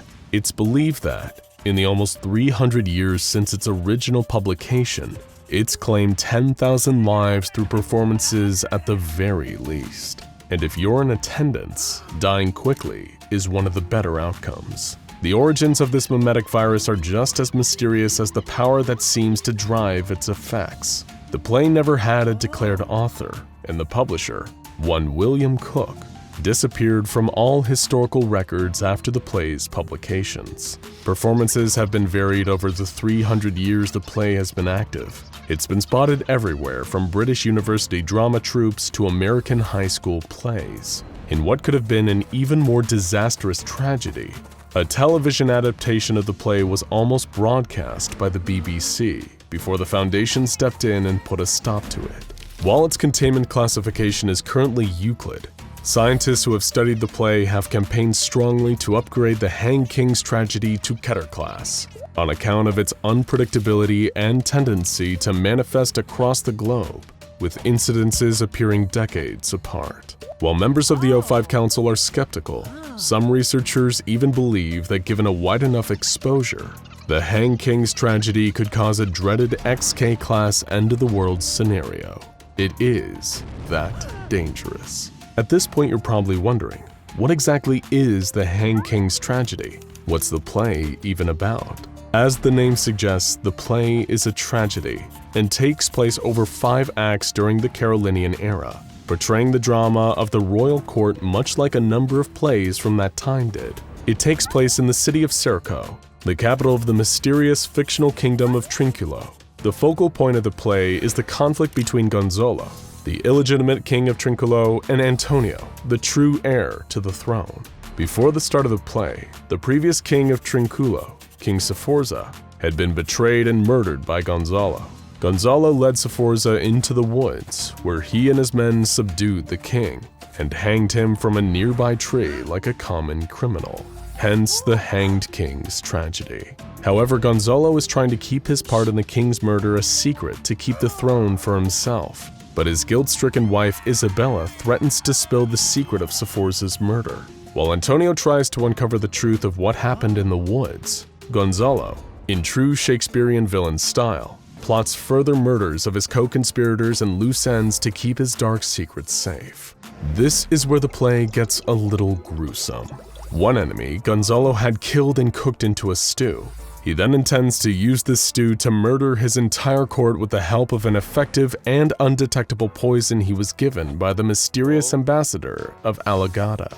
Though you'll be pleased to know that this tragedy has somewhat of a happy ending. In the end, Gonzalo is exposed and Antonio claims his rightful place as king of Trinculo. Unlike his predecessor, Antonio decides to show mercy, and Gonzalo is exiled to a monastery for life rather than being executed for his murderous ways. The heroes are rewarded, the villains are punished, and all the deserving parties live happily ever after. At face value, nothing seems off about the play. If you're familiar with other works of the era, you might even find yourself getting bored while reading it.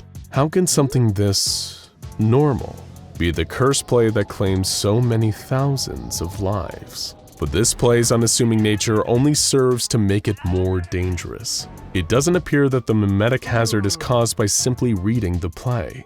Like all good theater, it only truly comes to life on stage. And your local production of the Hanged King's tragedy is no exception.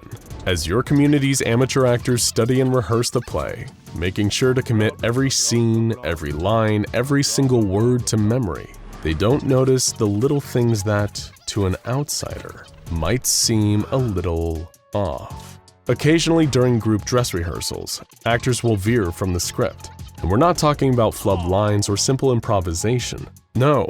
Actors will at times seem like they're reading from a completely different script, and their fellow performers will respond in kind. The play lulls you into a false sense of security. Stagehands, crew members, even the director all believe they're performing the play exactly as it was originally written. Okay, so that's not so bad. A play that changes itself. But things are going to get worse from this point. Much, much worse. But hey, why let a deadly anomaly ruin your evening plans? You've been looking forward to seeing this play all week, and you couldn't seem to get that figure from the poster out of your mind. You have no idea that this entity is wanted by the SCP Foundation, and that its designation is SCP-701-1. All you want is an unforgettable theater experience, and you will certainly get one. It's a packed house. Not an empty seat in sight. The house lights dim and the curtain opens. Act 1 is quite normal, with all the backstabbing and royal court intrigue you'd expect. You actually feel yourself getting a little bored. A big yawn escapes your mouth. You're thinking that maybe this was a big mistake, and you might sneak out between acts, when just then, you see it.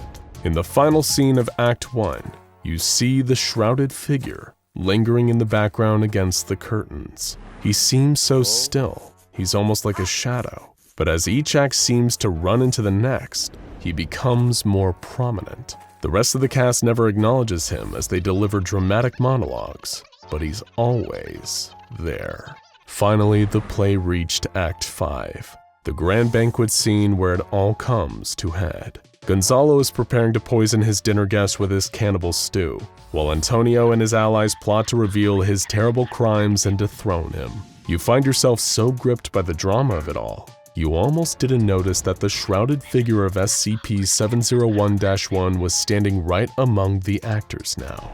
While unbeknownst to you, the actors have been deviating from the scripted story this whole time, things are about to really take a turn for the horrific. SCP-701-1, who is now known to the other performers as the Hanged King, produces a blade from thin air and passes it to the actor playing Gonzalo's wife. The actors on stage suddenly become entranced. They attack and restrain Gonzalo, and a noose drops down from somewhere above the stage. The actors proceed to ritualistically hang Gonzalo before the actor playing his wife stabs him to death, all while chanting, "Blood for the Hanged King." You should be horrified, but you're not. You don't even feel like yourself anymore, and you're loving everything that's happening. On stage, a series of other nooses fall from above. Each actor grabs their own noose and the cast repeats "Blood for the Hanged King" before sacrificing their lives to the shroud-wearing monster. If the carnage stopped there, it would be bad enough. But this play doesn't just drive its players to acts of violent insanity, it pulls in the audience too. Before you know it, you're pulled into a vicious brawl with your fellow theatergoers. There's biting, clawing, punching, people hitting each other with chairs like it's a wrestling cage match. It's such a frenzy of random senseless violence that the building can't contain it anymore. You and anyone else who isn't dead already spilled out onto the streets. and start attacking everyone you can get your hands on. It's transformed from a pleasant night out at the theater into a full-blown riot. Even the police sent in to control the situation are overwhelmed. It isn't until the SCP Foundation sends a number of mobile task forces trained in advanced crowd control that the situation finally begins to de-escalate. But you don't care.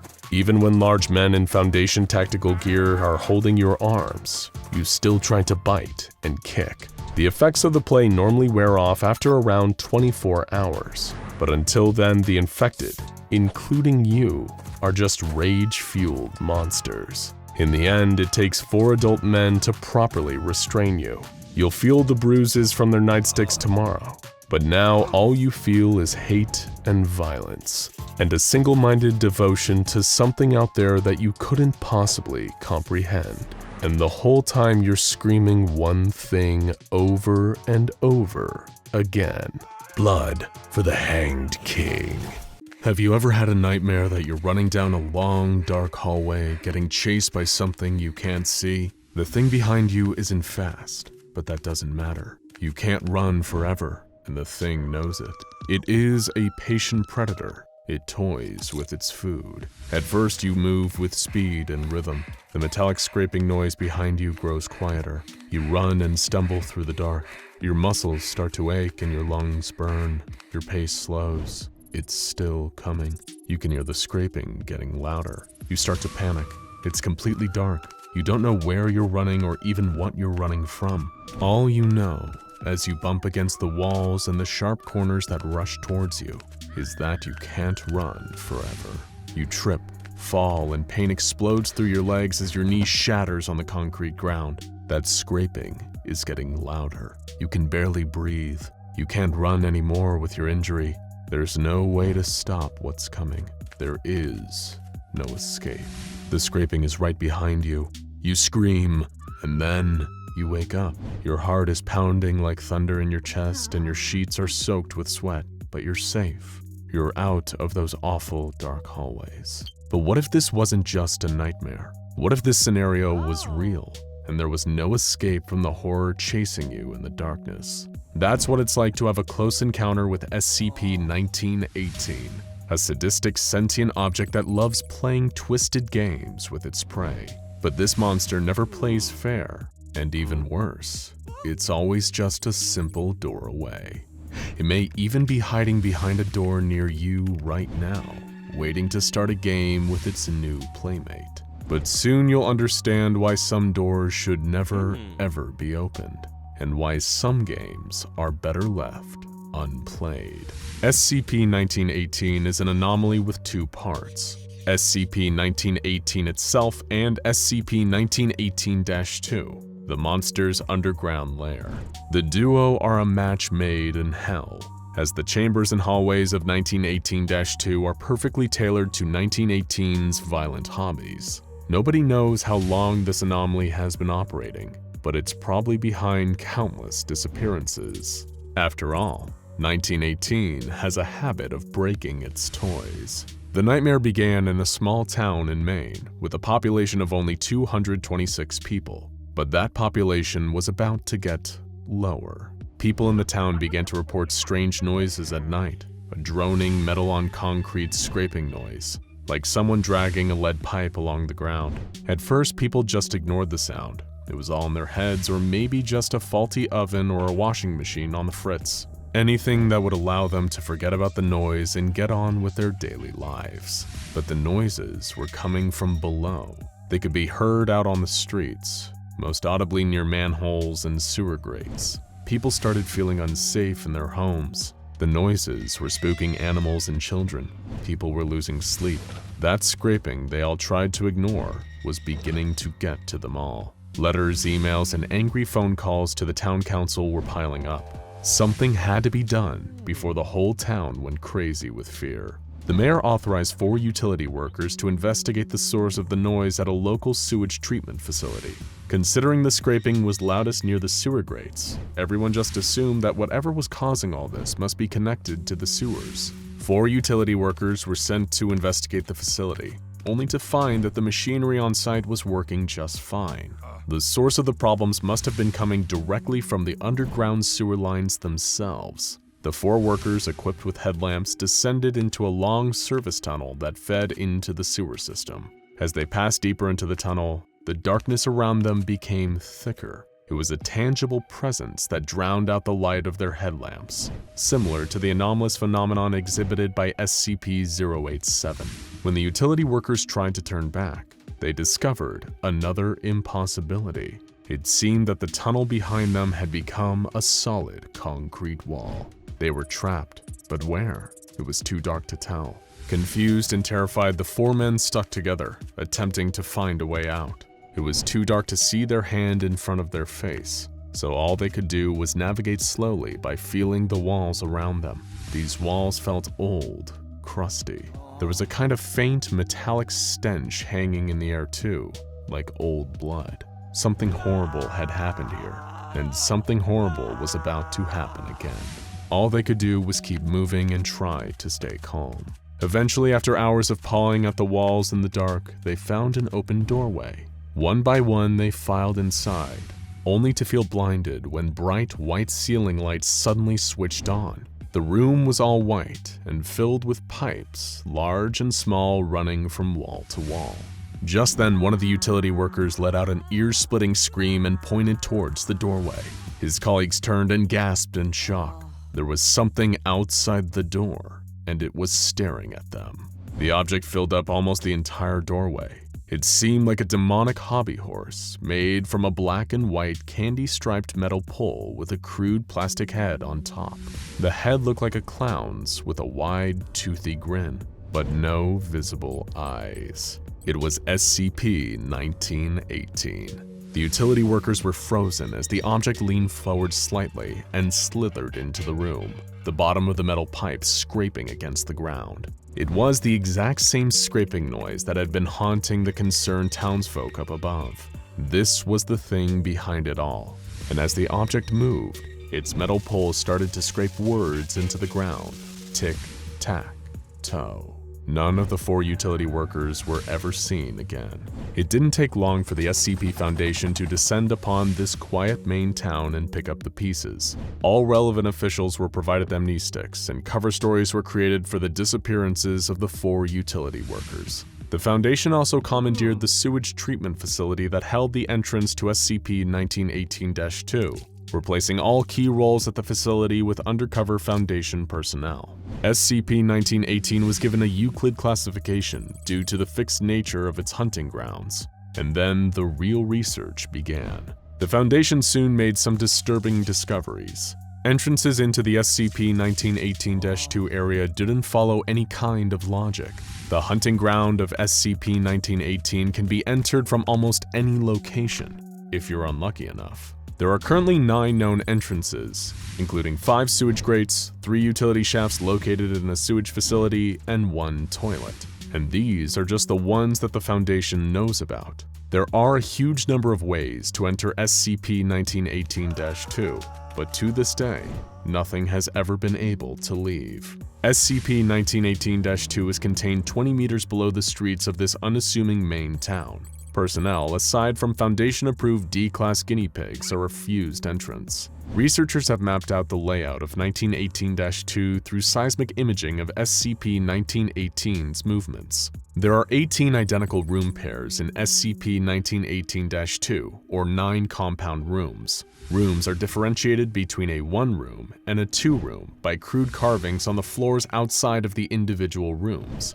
SCP-1918-2 is symmetrical, with half-a-meter wide paths circling each compound room. The only deviation to this construction are the location of entrances on the sides of each individual room, which vary randomly while the location is active. What exactly does SCP-1918 do in this private little maze? It plays games, of course. Its 2 favorites, as indicated by the words it scrapes into the ground, are tic-tac-toe and memory. In tic-tac-toe, 1918 moves to each 1 room, leaving behind X markings on the floors if the room is not already marked with an O, in a manner similar to a game of tic-tac-toe. How a victim is meant to accomplish making a mark or understanding this process is unknown, as no aids are given. Blood is commonly used by victims to make their markings, hence the rusty smell in many of the rooms. In memory, the trapped victim is rendered unconscious by blunt force, presumably from SCP-1918. The subject regains consciousness in a random section of the facility. Success is marked by finding a one room identical to the central room. This event seems to possess a time limit, as the subject is pursued by SCP-1918 through the halls of the facility. The subject wins by marking the correct room with an O. What happens if you win or lose these games? It's important to note that SCP-1918 is very competitive and doesn't play fair. If you win, the object will merely accuse you of cheating and start a new game. This will happen again and again until eventually you lose. And what do? Well, take the horrifying encounter D-Class personnel member D-2934 had with SCP-1918. Wearing video and audio equipment, D-2934 was led into SCP-1918-2 by Foundation researchers. When he eventually found his way to the central room, 1918 challenged him to a game of tic-tac-toe. And against all odds, D-2934 won the game. But 1918 didn't take kindly to that. It accused D-2934 of cheating, carving its accusations into the ground before challenging him to a deadly game of memory. After hours of chasing, D-2934 eventually lost his mind and was backed into a corner by 1918. As the object made its way towards him, he panicked, ripped a pipe from the wall, and began smashing 1918's head. As the plastic cracked under the force of the blows, Foundation scientists could see real brains inside. D-2934 screamed, and the video feed cut off. When the video turned back on sometime later, 1918 stared into the camera with a different head mounted atop its metal pole, one that just a few hours earlier had belonged to the unfortunate D-2934. If there's one lesson to be learned from this terrifying anomaly, it's that there truly is no escape from SCP-1918. You've just had a night of your life in beautiful Las Vegas, Nevada. You spend hours shooting craps, dancing in clubs, and eating more than your fill at the famous all-you-can-eat buffets. You're staggering back to your hotel room, high on life in the early hours of the morning when you notice something strange. A long dark tunnel just off the side of the strip. You didn't notice it on the way in, perhaps because you were distracted by all the glitz, glamour, and hypnotic casino lights. You see the tunnel, and your overstimulated mind feels drawn to it. You stumble in and start walking. During your walk, you can feel your bones cracking. They don't shatter like you've just been hit by a train. They shift. You feel the entire shape of you bending into something different, but it doesn't stop with your skeleton. Your organs start to feel strange, and then your skin. In the complete darkness of the tunnel, you have no idea what's going on, so you just keep walking. Eventually, you find your way into a lush green forest. It's beautiful, but it feels like it should be a million miles away from the arid desert of Nevada. You were only in the tunnel for a few minutes. What gives? Hello? You call out. Is anybody there? No answer. You explore further into this empty forest. Its trees are far as the eye can see, but no animals. That's when you see something that catches your eye. A puddle of crystal clear water. But it's not the puddle itself that draws your attention. It's what reflects back at you when you stare into it. At first, you can hardly believe it, but as you move your mouth in shock and the reflection moves its mouth too, it's suddenly all too real. You've been turned into a fox, an orange, bushy-tailed fox. You scream and bolt all the way back to the tunnel that led you here.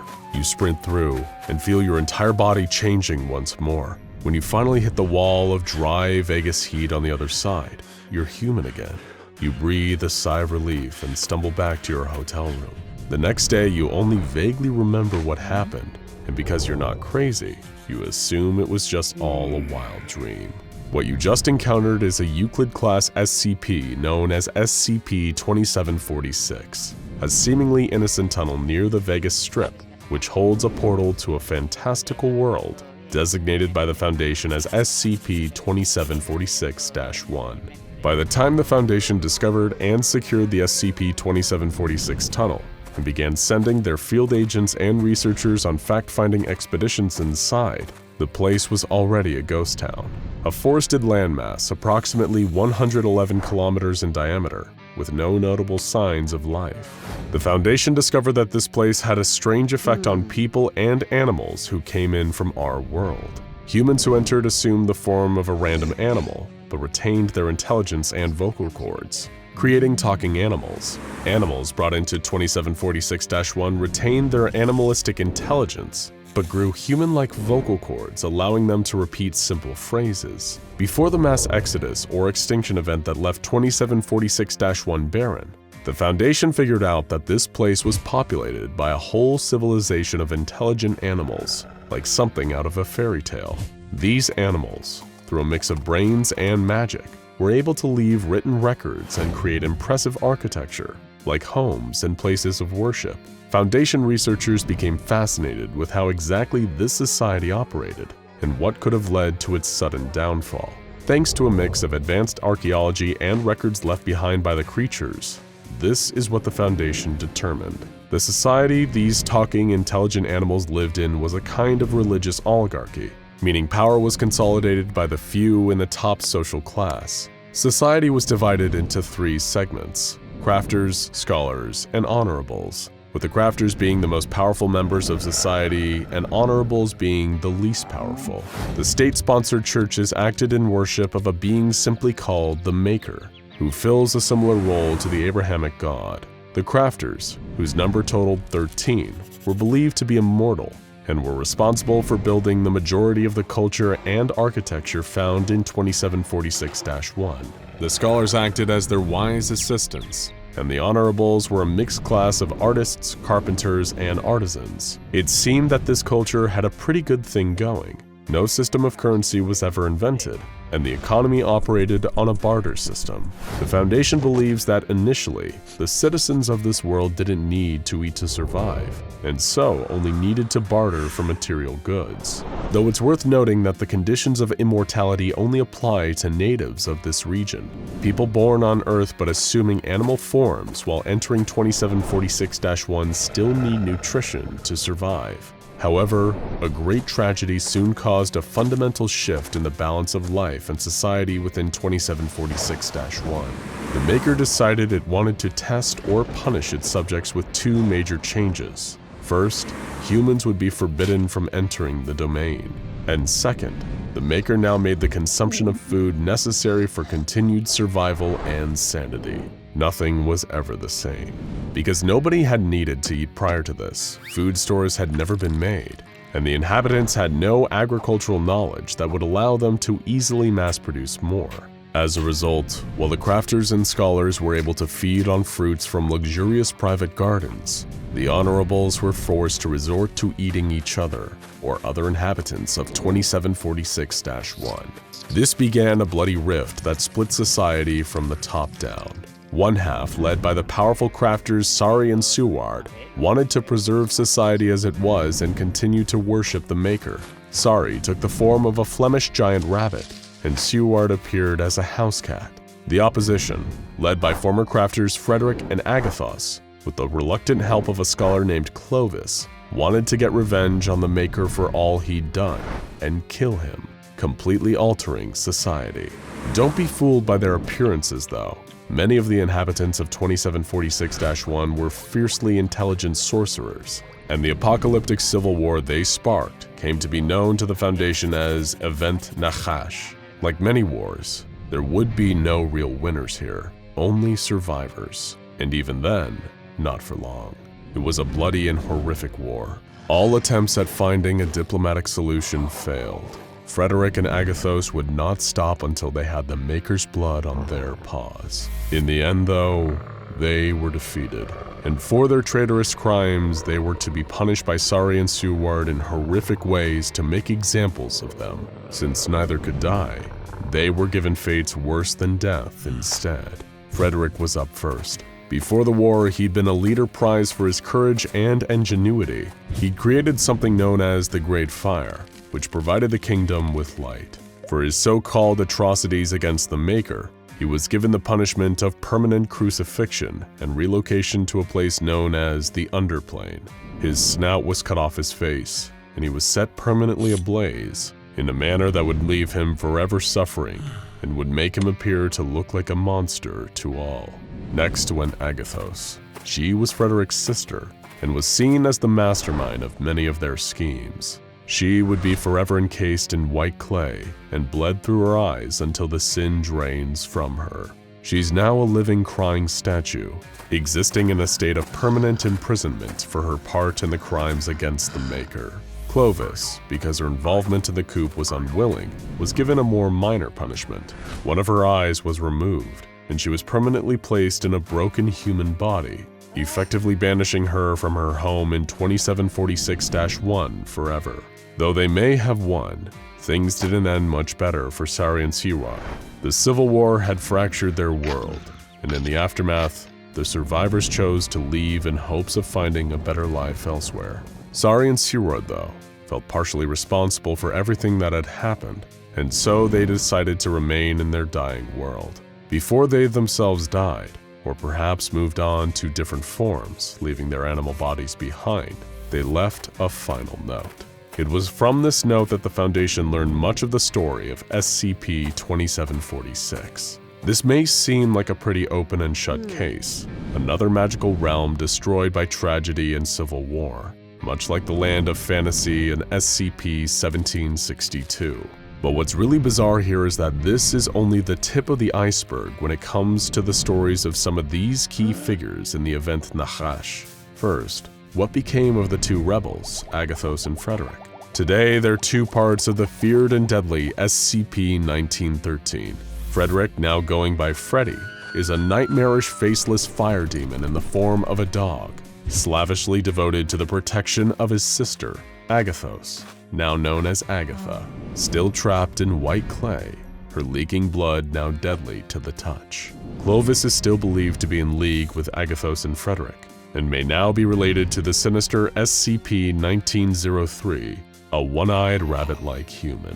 But strangest of all is the possible truth behind Sari and Siroy, the two devotees to the Maker who remained in 2746-1 until their very last breath. In all likelihood, these two were once agents of the SCP Foundation's infamous Las Vegas branch. They took on these more animalistic forms after their deaths. Sari may have once been Agent Sarah Crowley, a Japanese-American woman who died in the line of duty in 1960. Siroy was once Dr. Stuart Hayward, Crowley's partner, his new name acting as a kind of fusion of the first and last name he had in life.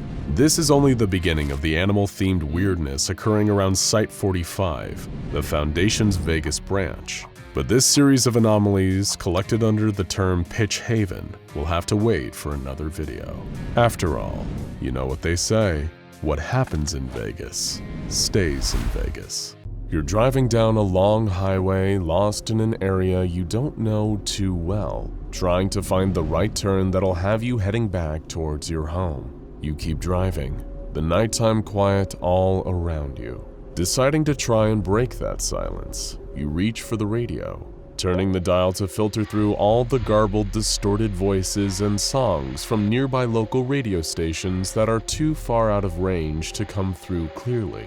You try your best to listen to the music from one radio station, but eventually the sound of the static only makes you wish for the silence you were trying to break. Your fingers nudge the tuning dial on your car radio once again, and finally, something comes through. It isn't loud or clear, but under the distortion, you can make out the sound, and it isn't a song or even a late news broadcast. The first thing you hear sounds like a short musical tone, only for about 10 seconds. Next, a young girl's voice speaking in a language you don't understand, even through the distorted audio. From her accent, you assume it's Russian, but you still have no idea what the words she's saying mean. With nothing else to listen to, you let the broadcast play. Still driving alone in the dark with nothing but the strange adolescent voice to accompany you, your mind begins to wander. She sounds like she's speaking something, but the rhythm of the words is somehow familiar to you, even though you don't speak Russian. Then it hits you. She's counting. But you don't feel smart for having worked that out. Instead, something about knowing that makes your blood run cold. You carry on driving through the night. After a few short minutes, the Russian girl stops counting, and the musical tone plays again under the distortion, leaving you alone in the car once again, with nothing but your thoughts and questions of what exactly you just heard. Thankfully, we have the answer. What you heard was SCP-3034. Since 1964, this same broadcast has been made a vast number of times, 627 times in fact. You'd have to be within 2 kilometers of the broadcast's point of origin to hear it, where Foundation personnel have tried and failed numerous times to triangulate its source. The numbers heard recited in the SCP-3034 broadcast are actually a countdown from 200, read aloud in Russian. All Foundation staff are able to do while stationed at the nearby Provisional Site 3034 is scour radio frequencies for occurrences of SCP-3034. Checking their equipment is properly maintained and calibrated before they are eventually rotated off-site and replaced with a new group of staff. There is only one rule that any Foundation members working at Provisional Site 3034 must follow. They are only permitted to send one radio transmission with their equipment, a single phrase in reply to the SCP-3034 broadcast. Vizyo Harashu. Receiving this, the countdown stops and the broadcast ends, but never permanently. SCP-3034 has been known to repeatedly occur, seemingly at random. The shortest recorded gap between broadcasts was 2 weeks, while the longest so far lasted 6 whole months. You may have heard the term number station mentioned before, but these are far from just random numerical sequences sent out over the airwaves without purpose. General speculation surrounding number stations points to them being the tools of espionage agents, a way of sending coded, highly sensitive messages or information without the risk of compromising their cover. The use of number station transmissions is often attributed to spies working on foreign soil, who utilize shortwave radio frequencies, speech synthesis, Morse code, and either regular or sporadic timing schedules. While it's true that times have changed and technology has progressed considerably, there appears to be evidence that number stations are still used among various intelligence and espionage agencies today. Despite being considered an old-fashioned method of communication, these low-tech shortwave stations remain a viable, reliable option for the transmission and reception of intelligence to field agents. The CONET project is a comprehensive archive of this phenomenon, and its founder, Aiken Fernandez, has long been fascinated by number stations. According to him, this system is completely secure because the messages can't be tracked. The recipient could be anywhere. You just send spies to the country and get them to buy a radio. They know where to tune and when. So what does the distorted broadcast of numbers from SCP-3034 mean? Is it the work of covert agents? And if so, whose side are they on? Most importantly, why does the SCP Foundation make certain there are always 3 of its personnel on site, ready to send the all-is-well message whenever SCP-3034 begins broadcasting? SCP-3034 was first discovered by the Foundation in 1964, after a defector from the Soviet GRUP, a division tasked with acquiring and studying anomalies on behalf of the USSR, gave them a tip. Commander Robert Malthus, along with a team of 6, including a man named Agent Browning, selected for his knowledge of Russian dialects, were sent to investigate at Provisional Site 3034. Here, the team uncovered partially burned records and logbooks, all kept in Russian, along with evidence that the site had been evacuated shortly before their arrival. Carved into a desk, also in Russian, were 2 phrases: "Don't let her finish," and "Tell her all is well." On the team's second day at the site, an automated alarm sounded at 7:30 a.m., alerting them to the incoming SCP-3034 broadcast. Following the instructions on the desk, Agent Browning was able to stop the broadcast, telling the young Russian girl that all was well.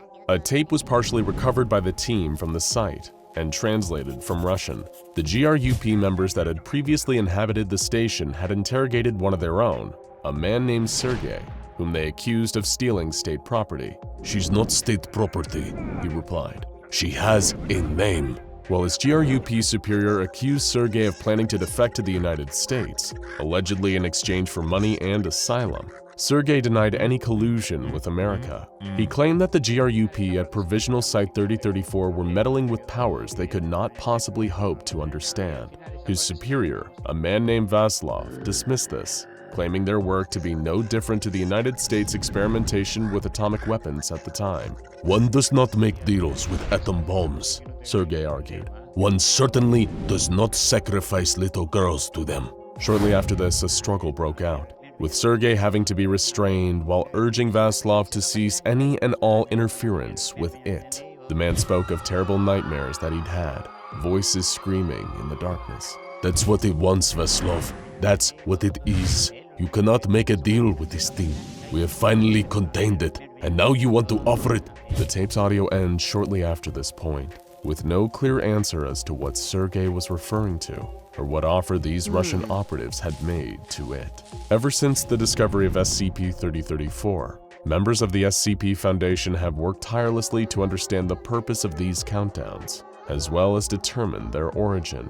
By September 2012, Dr. Shulkill was reaching the end of his tether with the investigation into the SCP-3034 broadcast. Over almost half a century, the Foundation had made well over 600 recordings of the Russian girls' countdowns, but still hadn't determined any noteworthy information. They were prohibited from contacting the girl via the same radio frequency, only permitted to use the phrase that stopped her countdowns. Running out of options, Shulkill contacted his colleague, Dr. Emerson, asking for an in-depth vocal analysis of the various recordings of SCP-3034, even if they could narrow down where the broadcast was coming from, maybe by determining the girl's geographical location from her dialect. Then that would be at least some slight progress into understanding SCP-3034. While unable to discover the girl's location, Dr. Emerson's analysis did yield some interesting findings. Emerson learned that these countdowns were not pre-recorded. The variations in the Russian girl's voice, her tone, her pitch, all seemed to indicate that every instance of the broadcast was unique. Rather than use the same recording, this girl had been counting down over and over hundreds of times for almost 50 years. But there was more. Shulkill and Emerson then examined the distortion, the sounds interfering with the audio of the Russian girl's countdowns. What had initially seemed like garbled static seemed to actually be additional voices. And much like the girl's voice, these distorted voices were unique, different in every broadcast. However, Shulkill and Emerson were unable to accurately determine what these voices were saying.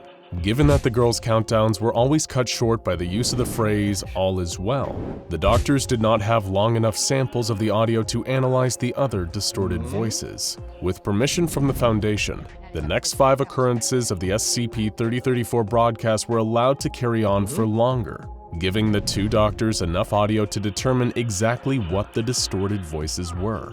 And the results were extremely troubling. They were screams. Thousands upon thousands of children's voices endlessly screaming. Both Dr. Emerson and Dr. Shulkill agreed that it would be best to continue responding to SCP-3034 with the correct phrase, and refused to analyze the distorted screaming audio any further. 3 years later, while stationed at Provisional Site 3034, a Foundation researcher named Dr. Uriel Willis decided to take matters into her own hands. She conducted an experiment that had not been sanctioned by the Foundation and attempted to make contact with the Russian girl giving the countdowns. Hearing Dr. Willis's voice, the girl stopped her countdown. After 5 long, painfully silent seconds, a new broadcast was heard. A piercing, high-pitched screech that caused extreme pain and dizziness to all the staff working on site. Unable to bear the disorienting sound, Dr. Willis told the girl all is well and caused the noise to stop. The following day, SCP researchers noted that there had been a significant increase in cases of missing children all around the world. A majority of these disappearances happened at the same time the screech had been broadcast and remain unsolved to this day. Dr. Willis faced disciplinary action from the SCP Foundation, and any further testing of SCP-3034 and attempts to communicate with the Russian girl were prohibited. Only one distinct change has been noted in the SCP-3034 broadcast since this incident. Almost a month later, the countdown was detected and the correct phrase given, but researchers noted that, instead of starting her countdown from 200. This time, the Russian girl began counting down from 199. Nobody knows what will happen if the Russian girl's countdown is allowed to reach 0.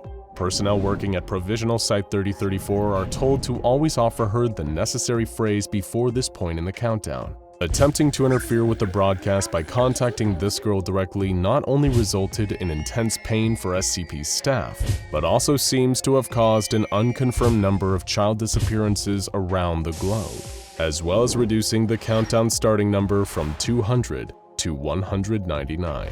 After a long night on the road, you finally find the right turn, sending you in the right direction. As you drive through the night, you keep telling yourself one thing, one small phrase over and over again. You hope the words will eventually give you comfort, but deep down you start to realize just how hollow they are. That it's just a lie we tell ourselves so we don't have to face the inevitable. But still, what choice do you have but to keep telling yourself that all is well? Dr. Lola Bergman was an accomplished senior researcher for the SCP Foundation. Her years of hard work studying anomalies and dedication to the Foundation had earned her a Level 3 security clearance, allowing her to access a bevy of secret information across the Foundation's vast network. As a researcher and a scientist, Dr. Bergman was the naturally inquisitive type. She wanted to know everything there was to know about the strange and esoteric universe around her. That's why, when she heard about the file for SCP-2000, one of the organization's best-kept secrets, she was hooked. The only problem was that just to view the file, you had to be on the O5 Council or have a special subset of Level 4 clearance known as 4-2000. Unfortunately, Dr. Bergman was only a Level 3, but you know what they say. The forbidden fruit always tastes the sweetest. Dr. Bergman had given the Foundation years of service. What could the harm be in breaking the rules and getting a peek behind the curtain just this once? Through somewhat deceptive means, Dr. Bergman managed to get her hands on some 4-2000 clearance credentials and decided to access the file on an encrypted personal device. They'd never even know. But as she entered the credentials, she found herself suddenly looking at an image. On its face, nothing. An image of a dirt road in a field with tiny white text reading, "Remember us." But this was a powerful cognito-hazardous image capable of causing immediate incapacitation. The next thing she knew, she was laying on the ground, unconscious. When she woke up, she was no longer a doctor at the SCP Foundation. She was on a street corner, unable to remember her own name, let alone her history. All she could do was murmur something about a secret under Yellowstone National Park. Dr. Bergman's years of service had meant nothing in the end. SCP-2000 is an anomalous asset so vital to not only the Foundation, but the entire world, that so much as attempting to access it without the proper clearance leads to immediate termination. But what's really hidden under Yellowstone National Park? And why are the Foundation higher-ups so intent on keeping it secret, even from most of their own ranks? Of course, Yellowstone National Park itself is no stranger to anomalous activity. The entire national park is technically an SCP known as SCP-1422. While it since has been neutralized, SCP-1422 caused all members of the SCP Foundation to have no awareness of Yellowstone National Park prior to 2007. But the true nature of SCP-2000, the secret hidden under Yellowstone National Park, is not only stranger than SCP-1422, but also, depending on your perspective, either profoundly relieving or utterly terrifying. But before you can truly understand the purpose and gravity of SCP-2000, or the Deus Ex Machina, we need to talk about the end of the world. In Foundation parlance, K-Class scenarios are events which have drastic implications on the state of society, normality, or even life. The most dangerous and feared of all of these are XK-Class scenarios, which are, for all intents and purposes, the apocalypse. There are a worrying number of anomalies capable of bringing about an XK-Class scenario if the Foundation ever dropped the ball on their protection or containment. While the Foundation believes that prevention is always preferable to the cure, what happens when prevention doesn't work? What happens when our worst fears are realized, and the end truly comes for us all? The answer is, SCP-2000 happens.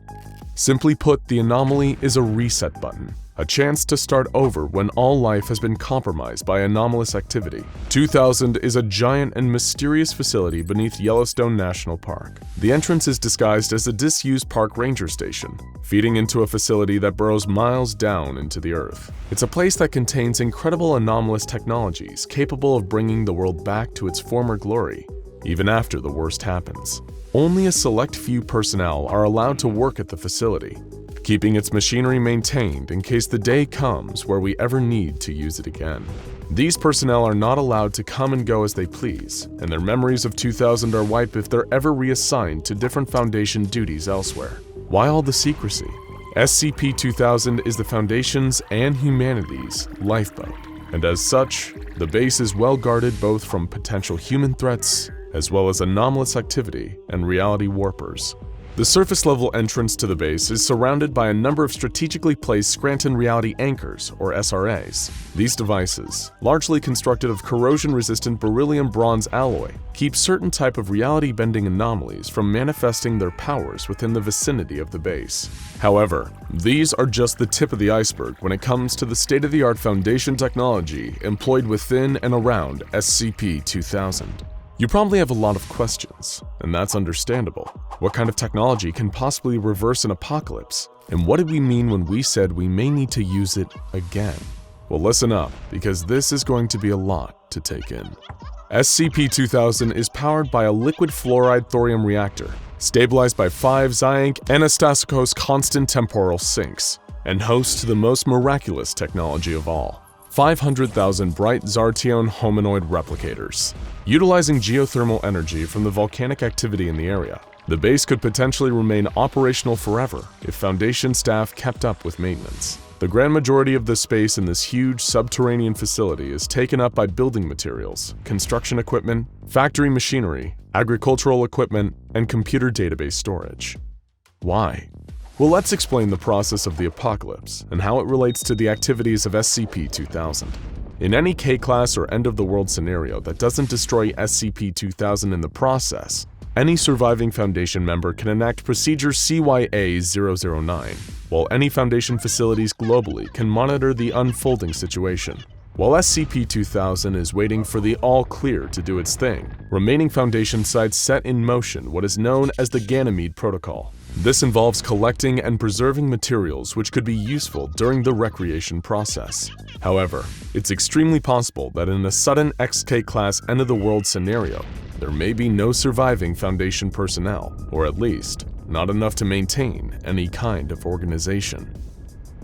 Thankfully, there are fail-safe measures for such a scenario. During the periods of extended inaction caused by an apocalypse that destroys most human life, SCP-2000 will gradually, autonomously, relax its security measures. Any personnel, regardless of clearance, will be able to activate the next stage of the process when this occurs. If such a thing doesn't happen for an extended period, the security measures lapse further, to the point that even the presence of an animal could activate it. This would set into motion Procedure Lazarus-01, humanity's last hope for survival. That's where the 500,000 bright Zartion hominoid replicators, or BZHRs, come in. These incredible pieces of anomalous technology are capable of perfectly cloning the entire human race from any given period in the last 20 years, even down to their ages and memories, thanks to Class G hallucinogens and developmental hypnotherapy. With a warm-up period of 5 days, these machines are capable of creating 100,000 viable, non-anomalous humans per day. The facility keeps records of all known human alleles, and is capable of recreating any lost human genomes or generating as many new and unique genomes as necessary to repopulate human civilization. Which humans the machines generate depends on the period of time the machine is ordered to replicate. It will first reproduce prominent cultural and political figures, as well as the acting top brass of the SCP Foundation to coordinate the recreation effort, of course. The machine will then recreate, well, everyone else. You're probably wondering, if the world outside SCP-2000 has been destroyed, then what good is creating all these new humans if they have nothing to go back to? Thankfully, SCP-2000 has a contingency for rebuilding both the infrastructure of civilization as well as society itself. The first-generation clones will have one mission: rebuild, and they will have quite literally all the resources in the world to do it. In addition to having all the physical equipment for buildings and agriculture, SCP-2000 stores an immense amount of data, which is appropriate, considering the whole facility is basically a huge backup drive for life itself. They have the entire internet backed up, as well as the sum of all human memory, and a wide cultural base with copies of thousands of famous works of art, music, and literature. They have all the scattered jigsaw pieces of the time that came before, and it's their job to put the whole thing back together. It's expected that many of the first generation of clones will die in this process, but that's fine. With the BZHRs working at full capacity, anyone can be replicated. As the population increases and spreads across the globe, rebuilding and recolonizing old settlements, population growth will increase exponentially. Once society returns to some kind of normal, decades after the activation of Procedure Lazarus-01, it becomes the Foundation's task to restore the psychological and historical status quo. Administrators will falsify dendrochronological, astronomical, and radiometric dating records to make it seem as though history never paused. They'll then employ amnestic agent NUE-5 en masse to erase and reconstruct the memories of the entire human population up until the chosen time prior to the end of the world. As far as civilization knows, nothing ever happened. History never stopped, and life goes on. It may seem comforting at first to know that the ultimate contingency is out there. Even if there's a containment breach of astronomical proportions and the world as we know it ends, there's still a way out. It means that there's hope, even in the bleakest situations. But of course, there are always caveats. After all, if a deal seems too good to be true, it's safe to assume it probably is. Whether any of this works is dependent on two factors. The first is that no anomalies or human insurgents infiltrate the SCP-2000 facility and destroy the equipment within. It's for this reason that discussion of the facility is so restrictive. If ever a powerful reality warper discovered and gained access to the facility, we would lose our lifeboat. The second factor is the overall integrity of the machines. After all, without proper maintenance, it's not hard for the technology to malfunction, often to truly horrifying results. The failure of some SRA and X-Ax components is believed to have caused erroneous BZHR activity, resulting in the production of 10 million humanoid entities with internal biology wildly inconsistent with humanity. These beings remained unconscious for 5 weeks before dying. In the event of an XK-class end-of-the-world scenario, well-maintained machines can reproduce the human race, but all it'd take is one little malfunction to release 10 million mutants who are effectively dead on arrival. Even with SCP-2000 in our back pocket, the fate of the world still lives on a knife's edge, but in a way that's not even the most frightening part of the existence of SCP-2000. Seeing as the machine can perfectly reproduce reality without leaving a trace behind, it raises the question, how many times has this happened? You may be surprised, but the Foundation can confirm this occurred at least twice in recorded history. But can you ever really be sure of how many times your clone has crawled out of the BZHR? We received a disturbing clue to the reality of the situation when human remains were discovered on site at SCP-2000. All tests indicate that the remains are between 450 and 700 years old, and have been matched to the very much alive Dr. Alto Clef, who has no knowledge of how these remains came to be there.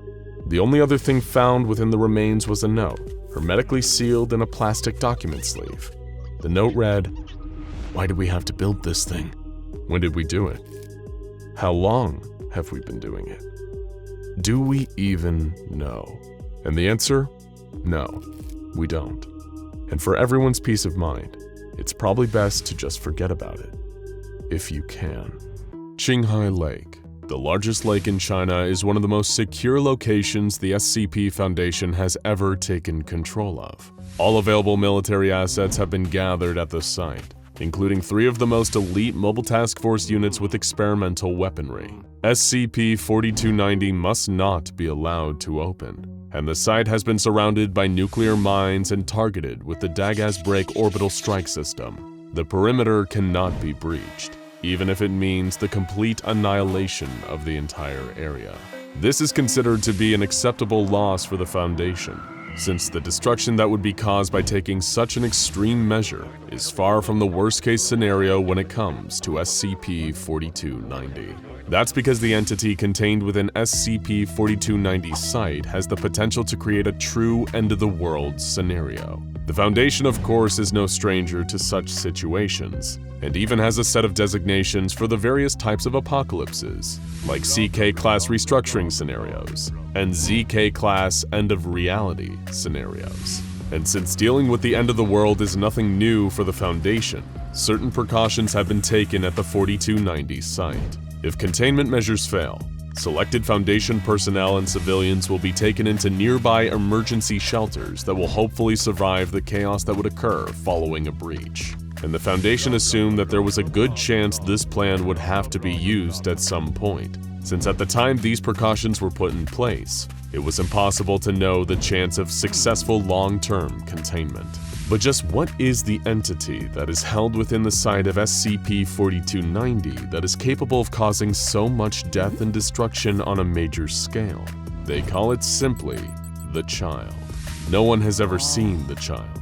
No one knows what the entity is. That's because even setting aside all the Foundation's security, the site itself is still deeply protected. Literally.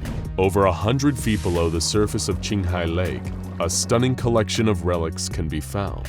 The site is thaumaturgically sealed with 8 massive metal totems made of beryllium and bronze that resemble armed warriors. The statues are inscribed with runes and arranged in a pattern designed to banish the entity kept there and keep the seal on its prison closed. Archaeological evidence indicates that the site has been there for a very long time, and it is still active, with the center of the site periodically emitting bursts of red light, but lately the bursts have suddenly started getting brighter. You may be wondering how we know so much about SCP-4290, and that it's a site designed to keep something sealed if it's been deep in a lake quietly doing its job. The SCP Foundation has access to unusual sources, including SCP-1726, and it's from there that we learned the little we know about SCP-4290. SCP-1726 is a library in China that appears to only be 1 floor from the outside, but on the inside covers over 14 square kilometers in area. It's full of a seemingly limitless amount of texts, many of which describe ancient and lost civilizations, along with some clues as to what led to the fall of these cultures. One text reveals the presence of a terrible and apparently unstoppable enemy. It was called the Child, but it was anything but innocent. When these texts were translated, what Foundation researchers discovered terrified them. They described the emergence of a beast with 10 terrible mouths and 20 arms stretched wide. It was attacked by an army of warriors, but they were quickly overwhelmed by what was described as torrents of darkness and dead geometries. They were killed brutally, and the Child used its skeletal fingers to unleash a torrent of flame. Every soul in the vicinity was consumed. Wax rained from the sky, and the Child devoured everything around it for 10 days, as the whole world trembled. But then something sealed the Child away in its prison, which is now covered by the waters of Qinghai Lake. Soon, ominous signs began to appear that the Child would awaken again, though. One day, televisions in the nearby area all suddenly stopped playing their regular programming and began to show images of SCP-4290, with a mysterious voice coming on over the images saying, "Repair the Child's locks." This became more and more frequent, and the tone of the voice became more worried, eventually saying, "There is little time left." Further investigations of the location revealed the location of the mysterious mechanism that kept the chamber sealed, which was designated as SCP-4290 lock. But how do you repair a device that is eons old? And should you even be fixing it when the one telling you to do so is a mysterious disembodied voice that only appears on pirated television broadcasts? The Foundation scrambled to find any information they could, and they were able to find clues about the history of SCP-4290 referenced in other texts. Lost civilizations like the Xia Dynasty, the Erkshans, and the ancient Orthonians had apparently strengthened the seals during their own reigns. But the most significant findings indicated a connection to one of the most terrifying entities the SCP Foundation had ever contained, and one of the most unpredictable, the Davit Empire. This mysterious warlike civilization has only been known through one source, SCP-140, a single hard-copy book titled A Chronicle of Devas. This is a strange, anomalous book that is written in blood, and is able to add more pages spontaneously to itself whenever it comes in contact with any fluid that can be used for writing, but seems to especially prefer human blood. It recounts the history of this civilization and their many brutal conquests. While there was no proof of the Devas before the book was found, evidence paralleling the events written in the book is now being found in archaeological digs. More dangerously, as more pages appear in the book, the events of the Deva Empire are moving closer to present day, with them currently appearing in the book as having existed until 270 CE. The Devas were a bloodthirsty, brutal race of warriors, but there was one thing even they were afraid of: the child. The Devas had performed the last successful ritual of sacrifice needed to strengthen the lock not long before their currently described destruction, and the book contained enough detail to recreate the ritual. But SCP researchers would find that performing it would not be for the faint of heart. The ritual required 3 human cadavers, not a problem for an organization that's normal day-to-day operation results in the loss of multiple lives, and the live heart of an angel. The description of the ritual said that the materials would be presented, new runes should be carved into the totems. The items would then vanish when the ritual was completed, and the lock would somehow be renewed by this. It wasn't much to go on, but time was running out. The Foundation's Department of Occult Containment quickly sprang into action, assembling the materials and placing them in the correct formation. While it was not safe to descend that deep underwater to perform the ritual manually, technology could fill the role. A fleet of remotely operated submersibles equipped with carving material would carry the materials and perform the ritual without any human hands needed.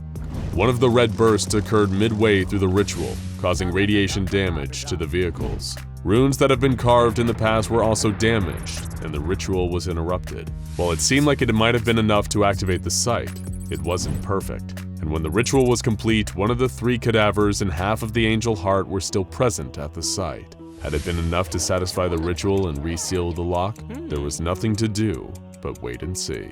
They wouldn't have to wait long for their answer, as the mysterious voice once again took over the televisions in the area. This time, its message was less friendly. The sacrifice did not reach the 10 maws. Brace. The child apparently was not satisfied, and the lock was not sealed. Everyone feared it was too late to prevent what was coming, and panic was starting to spread among the ranks. One day, several personnel stationed at the Qinghai Lake site broke protocol and fled. None of them were ever found, but one fugitive staff member, an Agent Zenobia Marianas, left behind a note though.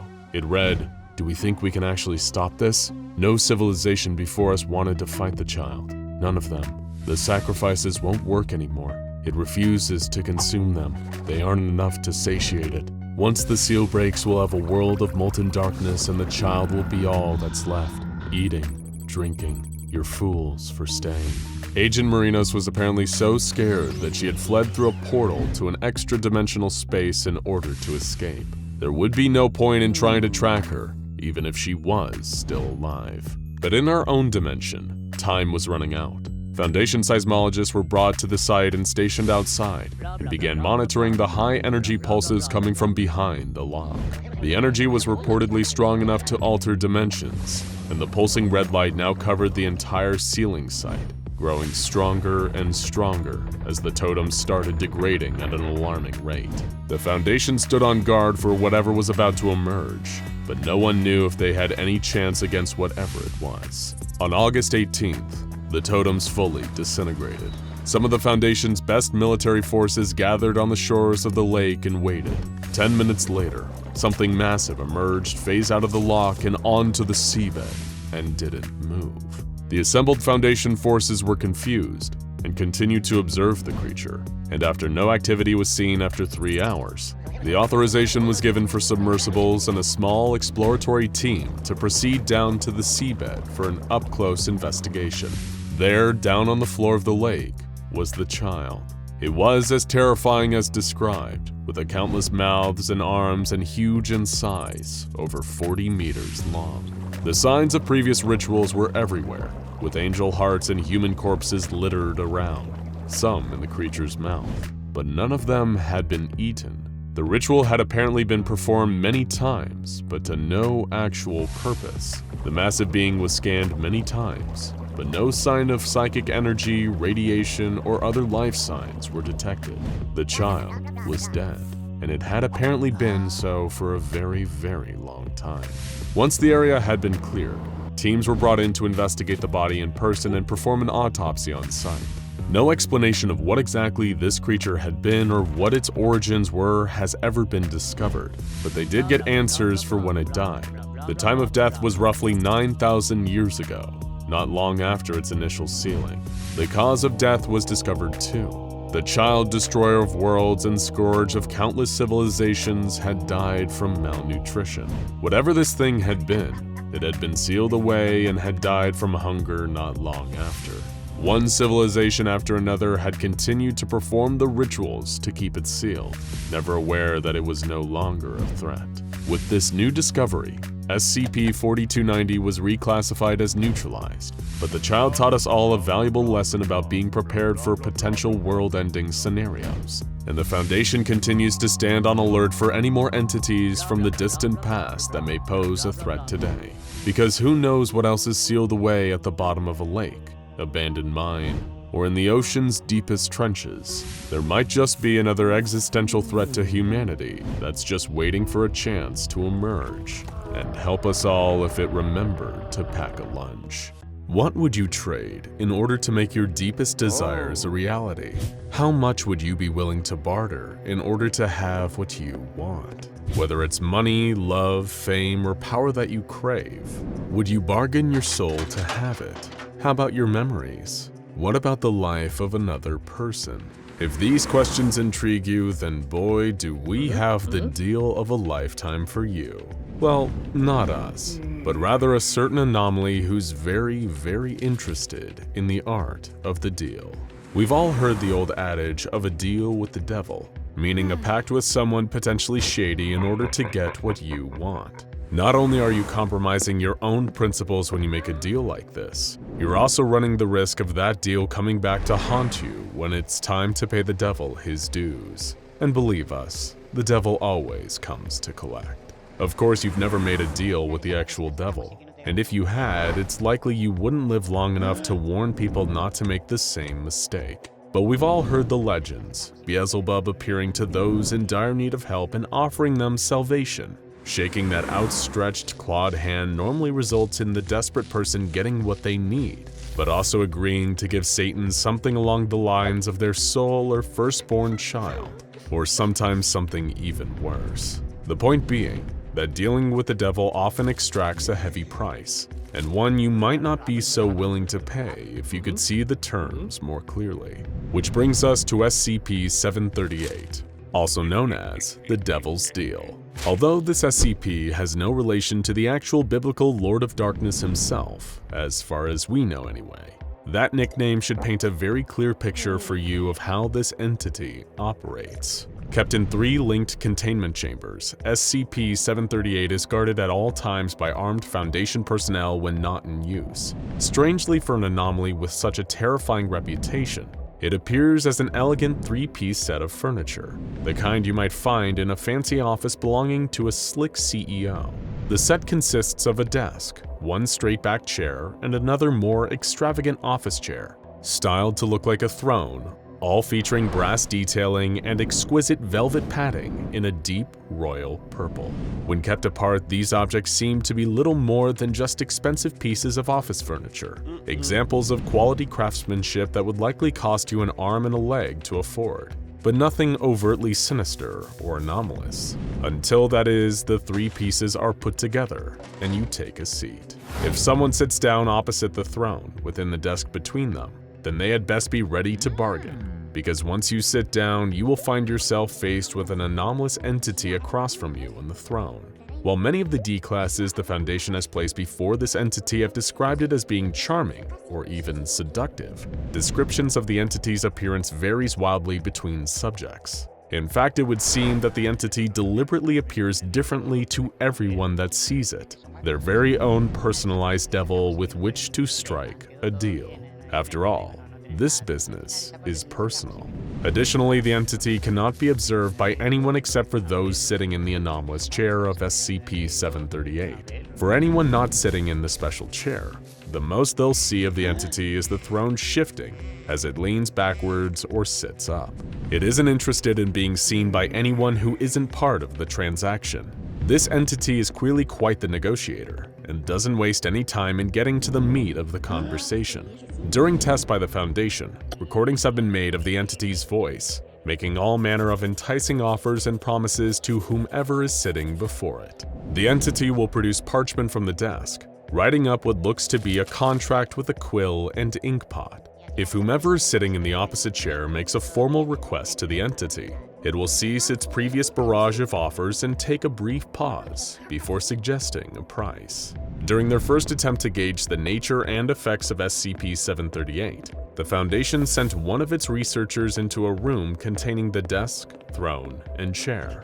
According to his report, he saw a man sitting behind the desk, wearing a sharp red and gold colored business suit. The entity immediately bombarded the man with potential deals they could strike, offering him greater recognition and respect for his research, the love of the woman the man wanted, and even offering him the chance to join the O5 Council. Refusing to be coerced into any of these deals, the researcher left the room and seemed to suffer no adverse effects for his refusal. Since this initial incident, when testing the behavior and effects of SCP-738, the Foundation primarily uses D-Class personnel. As we all know by now, these personnel are considered disposable, having been recruited from prisons around the world, and ones testing SCP-738 are fitted with an explosive collar, just in case. In one instance, one of these Class D personnel placed before the SCP-738 entity reported that this time, it had taken on the appearance of a beautiful, seductive woman. During the initial proposals made by the SCP-738 entity, the inmate was offered his freedom. The price of freedom is often high, but the Class D may not have been expecting the price to be the death of his best friend. But the inmate agreed to the terms of the deal he'd been offered and vanished shortly after. 5 hours later, though, he was recaptured by Foundation personnel. When another member of Class D personnel, a non-native English speaker, sat down to bargain with SCP-738, the entity communicated with him in his first language. Their deal, while similar to the previous test, used more specific wording. The Class D inmate asked for the power to never be held in a cell again, rather than just for freedom. The price asked for by the SCP-738 entity this time was every memory of the man's mother. After he accepted, an incident broke out which resulted in the inmate's death, as well as that of 12 Foundation guards. The next test the Foundation conducted into the effects of SCP-738 involved yet another Class D, this time utilizing an inmate with dyslexia and a mental disability, who reported that the entity appeared to take the form of a large pink rabbit. Once again adapting to the subject before it, the entity drew crude pictograms on its parchment, trying to convey a deal to the latest Class D to sit across the desk from it. There were a few words scattered about the page in English, but mostly unrelated insults aimed at the inmate's intelligence, or questioning the man's understanding of the deal the entity was proposing. The entity offered the man a sloppy Joe, stating the price to be Mopsy, the name given to a toy that the inmate had smuggled into the Foundation and been allowed to keep. Upon accepting the deal, a fine china plate appeared in front of the man, with the promised sandwich upon it. The man quickly finished the food that the entity had provided, only to become distressed when he realized that Mopsy had vanished. Shortly after the test had concluded, Foundation staff issued the Class D with another toy identical to the one that had been bargained away from him. However, as soon as he named the new toy Mopsy, it too disappeared, once again causing the inmate a great deal of emotional distress. Further testing found that there was little that could damage the furniture of SCP-738. Foundation researchers even tried exposing it to explosives, to no effect. Despite appearing to be crafted from mahogany, neither the desk nor the chairs were able to catch fire and burn.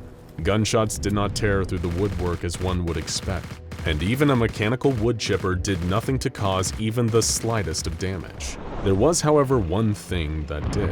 When directly attacking the desk with an axe, a single gash was left scored into the mahogany surface by the bladed head. This did, unfortunately, lead to the death of the personnel wielding said axe, and afterwards the mark left in the desk began gradually healing. Changing their approach, the Foundation ceased sending Class D personnel to make deals with whatever devil appeared sitting at the desk. Instead, a researcher took the seat opposite, and before the entity began its usual stream of offers to fulfill deep desires, the researcher asked a simple question: what are you? The SCP-738 entity took the form of a huge snake and answered, "I'm sorry. It's against policy to divulge personal details, but may I interest you in..." It is unknown what the entity offered the researcher, but the session was called to be halted shortly after, and the Foundation researcher was institutionalized pending psychiatric review. The final test of SCP-738 involved a Mr. Sheldon Katz, senior counsel of the Foundation's legal department, who presented the entity with a fully legally watertight document, stating he was not acting on behalf of the SCP Foundation and was testing SCP-738 of his own free agency. Mr. Katz reported that, in this instance, the SCP-738 entity assumed the form of a professor who had taught Sheldon during his first year of law school, but didn't include any information as to what sort of deal the entity had offered him. After 41 hours of debate, during which a 900-page-long agreement between him and SCP-738 was drafted, Mr. Katz eventually passed out from sheer, overwhelming exhaustion. A red leather envelope was found on him when he was removed from the testing room, containing a handwritten note and smelling heavily of sulfur. The note simply read, "Please come back anytime. I haven't had so much fun in years." The incidents involving SCP-738 all follow a strikingly similar pattern.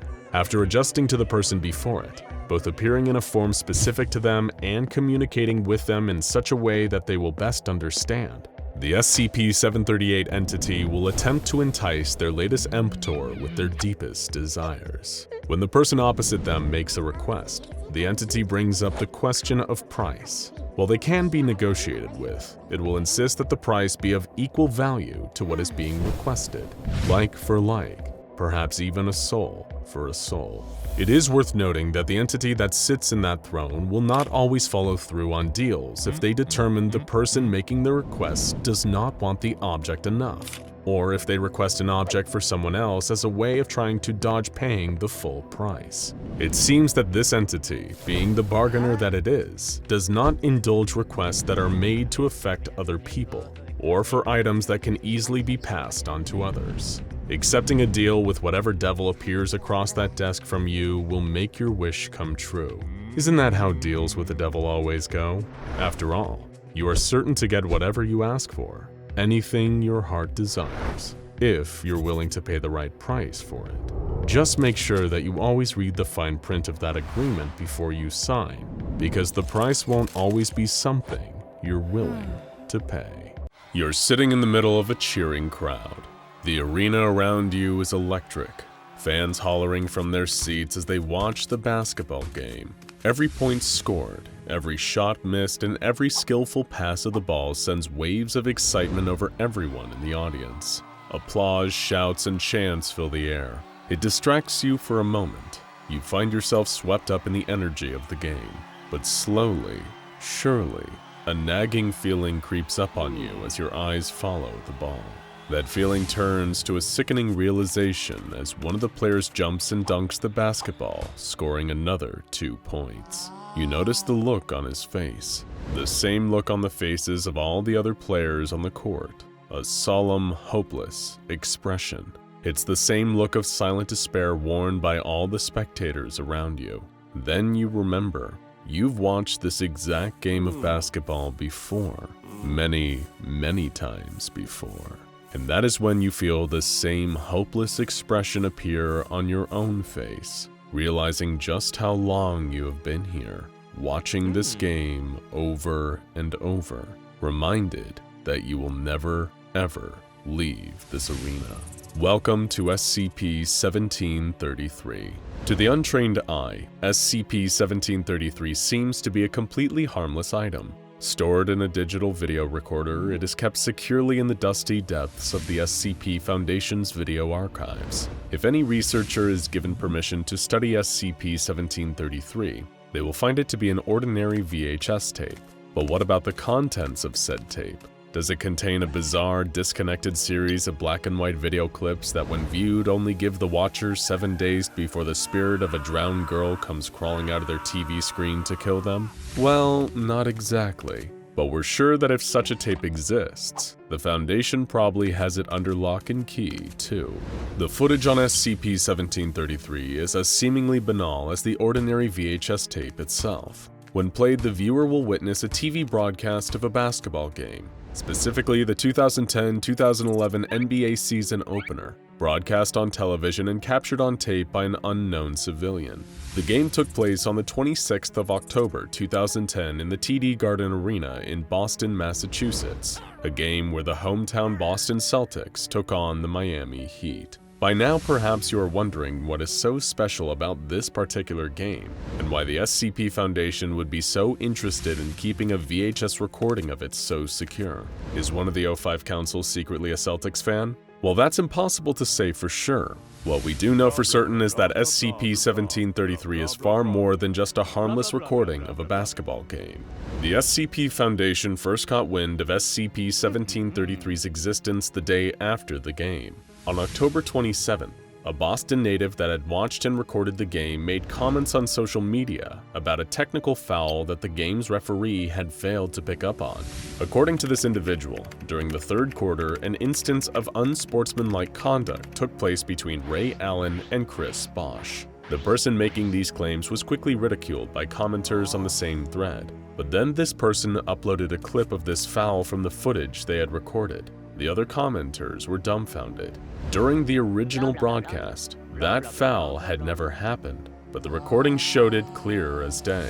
The footage was quickly expunged and all traces of the clip removed from the internet by personnel acting on behalf of the SCP Foundation. Any that had viewed the video on Facebook or been a part of the comments debating this previously non-existent foul were tracked down via their IP addresses. All of them, including the owner of the tape, were given amnestics to wipe their memories of the supposed infraction, and SCP-1733 was returned to the Foundation for further analysis. Researchers at the Foundation were determined to understand the anomalous nature of SCP-1733 and why the footage contained on this particular VHS tape was so different from the basketball game's original broadcast. At first, the differences in the game seemed to be only slight changes from the one that actually aired on TV. A different foul here, a small point difference there. While the recording of the game contained on SCP-1733 was slightly different from the real-life game, perhaps even more interesting was that these differences changed with repeat viewings. Researchers wouldn't observe the same differences every time they watched SCP-1733, but would instead spot something different that had been changed each time they restarted the tape. And as they continued to watch and rewatch SCP-1733's footage, the true horror of the video's anomalous properties became more and more apparent. As the footage recorded on SCP-1733 began to diverge more and more from the original broadcast, researchers shifted their attention away from the basketball game itself and onto the people watching it. Just like the specifics of the game itself, the fans in the arena seemed to also change with every rewatch of the tape. And even stranger, the people in the crowd seemed to not only be aware of their existence within the footage, but also retain memories of every previous replayed vision. Each time the researchers had watched SCP-1733, the audience trapped within had gained more and more cognizance. Every man, woman, and child in the audience of that basketball game began remembering that they had seen multiple variations of the same game over and over again. This first became apparent to Foundation researchers when the game's commentators, two presenters named Mike and Tommy, began to comment on a strange sense of déjà vu they were experiencing as they watched the Boston Celtics and Miami Heat play. Both seemed to share notions that the game they were witnessing was strangely familiar, and in later replays of the tape, these two commentator personalities were able to recall the events of the game with perfect, vivid accuracy. While they never addressed the viewer directly, this cumulative effect seems to have extended to every person that was present within the arena at the time that the original broadcast was recorded. Everyone, from the commentators to the coaches, the players to the patrons, all remember the diverging versions of the basketball game. but seem to have no awareness that they are trapped inside a recording on a VHS tape. It should be noted that it is still unclear whether the entities are real people or digital copies that solely reside on the tape. Every individual shown to be inside TD Garden on the 26th of October 2010 seems to be identical to their counterparts in the real world. Each of the basketball players on both the Boston Celtics and Miami Heat teams have the exact same level of talent as they do in reality, and their individual mannerisms are perfectly recreated in the SCP-1733 footage. And the same is true of the fans in the audience, each one appearing to be, in every conceivable way, a living human being. But the most unnerving aspect of SCP-1733 was found when the Foundation agents were tasked with tracking down members of the audience who were seen on the tape, and they found nothing. Unlike the players and coaches who can quite easily be found in our world, with many of them still playing or involved with professional basketball, personnel were unable to find a single trace of any of the people from the audience. Not one clue as to their current whereabouts or status. It is unclear how, but it appears that everyone shown on SCP-1733, especially those watching the game unfold from the stands, is a person trapped in digital form, stuck watching variations of the same match on loop. Researchers at the SCP Foundation who were studying SCP-1733 initially theorized that the tape had been designed to display an infinite variety of different game outcomes. Given that the tactics utilized by the players were different with each playback of SCP-1733, this seemed to be the case, that the tape was showing a what-if scenario each time the tape was rewound and played from the start. But the scenario wasn't resetting each time. It was clear that they were learning. By the 34th replay of the footage, the Boston Celtics and Miami Heat were so in tune with the opposing team's playbook that both sides' players were able to perfectly and precisely counter their opponent's moves, and kept the score at 0-0 for much of the game. At this stage in the Foundation's research, the players on the SCP-1733 tape had not yet become fully aware that they had played the same game already in earlier playbacks. But it is possible that weak memories of the earlier versions of the same match manifested as instinctive ways players could counter the moves of their rival team. However, by the time Foundation researchers had replayed the SCP-1733 footage 45 times, the players, their coaches, and fans watching the game had become aware of what was happening to them. It was at this point that the digital recording from TD Garden changed dramatically. Realizing that they'd been playing the same game of basketball over and over, the players refused to participate any longer. Everyone in the audience began to attempt to escape from the tape where they'd been unknowingly imprisoned, but not a single one of the stadium's doors would budge, and neither the fans nor the players seemed to be able to leave through any other exit out of TD Garden. Over the following playbacks of the SCP-1733 videotape, attempts at escape grew increasingly daring. In one playback, a full-scale riot broke out. In another, makeshift explosives were built and used by those trapped to try and blast their way to freedom. As their cognition grew and they began to remember friends and family from outside the videotape, the crowd trapped in SCP-1733 grew even more desperate. Players and their coaches retired to locker rooms, withdrawing from the crowd for a time. The rest of the people in the footage began to form factions amongst themselves, one of the more prominent calling themselves the Faith Keepers. These individuals voiced their belief that they had been confined to TD Garden as some form of spiritual punishment as a result of the consumerism that is rife in a post-industrial society. The Faith Keepers began burning offerings in the center of the basketball court. Phones, wallets, car keys, anything that reminded them of the modern world. Over the subsequent playbacks of SCP-1733, the Faith Keepers grew in their numbers, indoctrinating more of the crowd into their movement.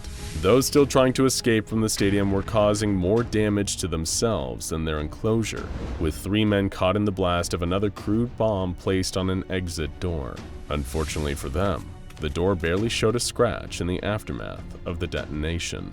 As Foundation researchers continued replaying the tape, those trapped within SCP-1733 descended into depraved acts, and incidences of violence became rampant. Some even attempted to take their own lives in acts of desperation, jumping from balconies in the hopes of ending the loop. Those that had joined the growing ranks of the Faithkeepers did not engage in such behavior, instead creating makeshift curtains to separate themselves from the breakdown that was taking place among the others trapped within the SCP-1733 tape.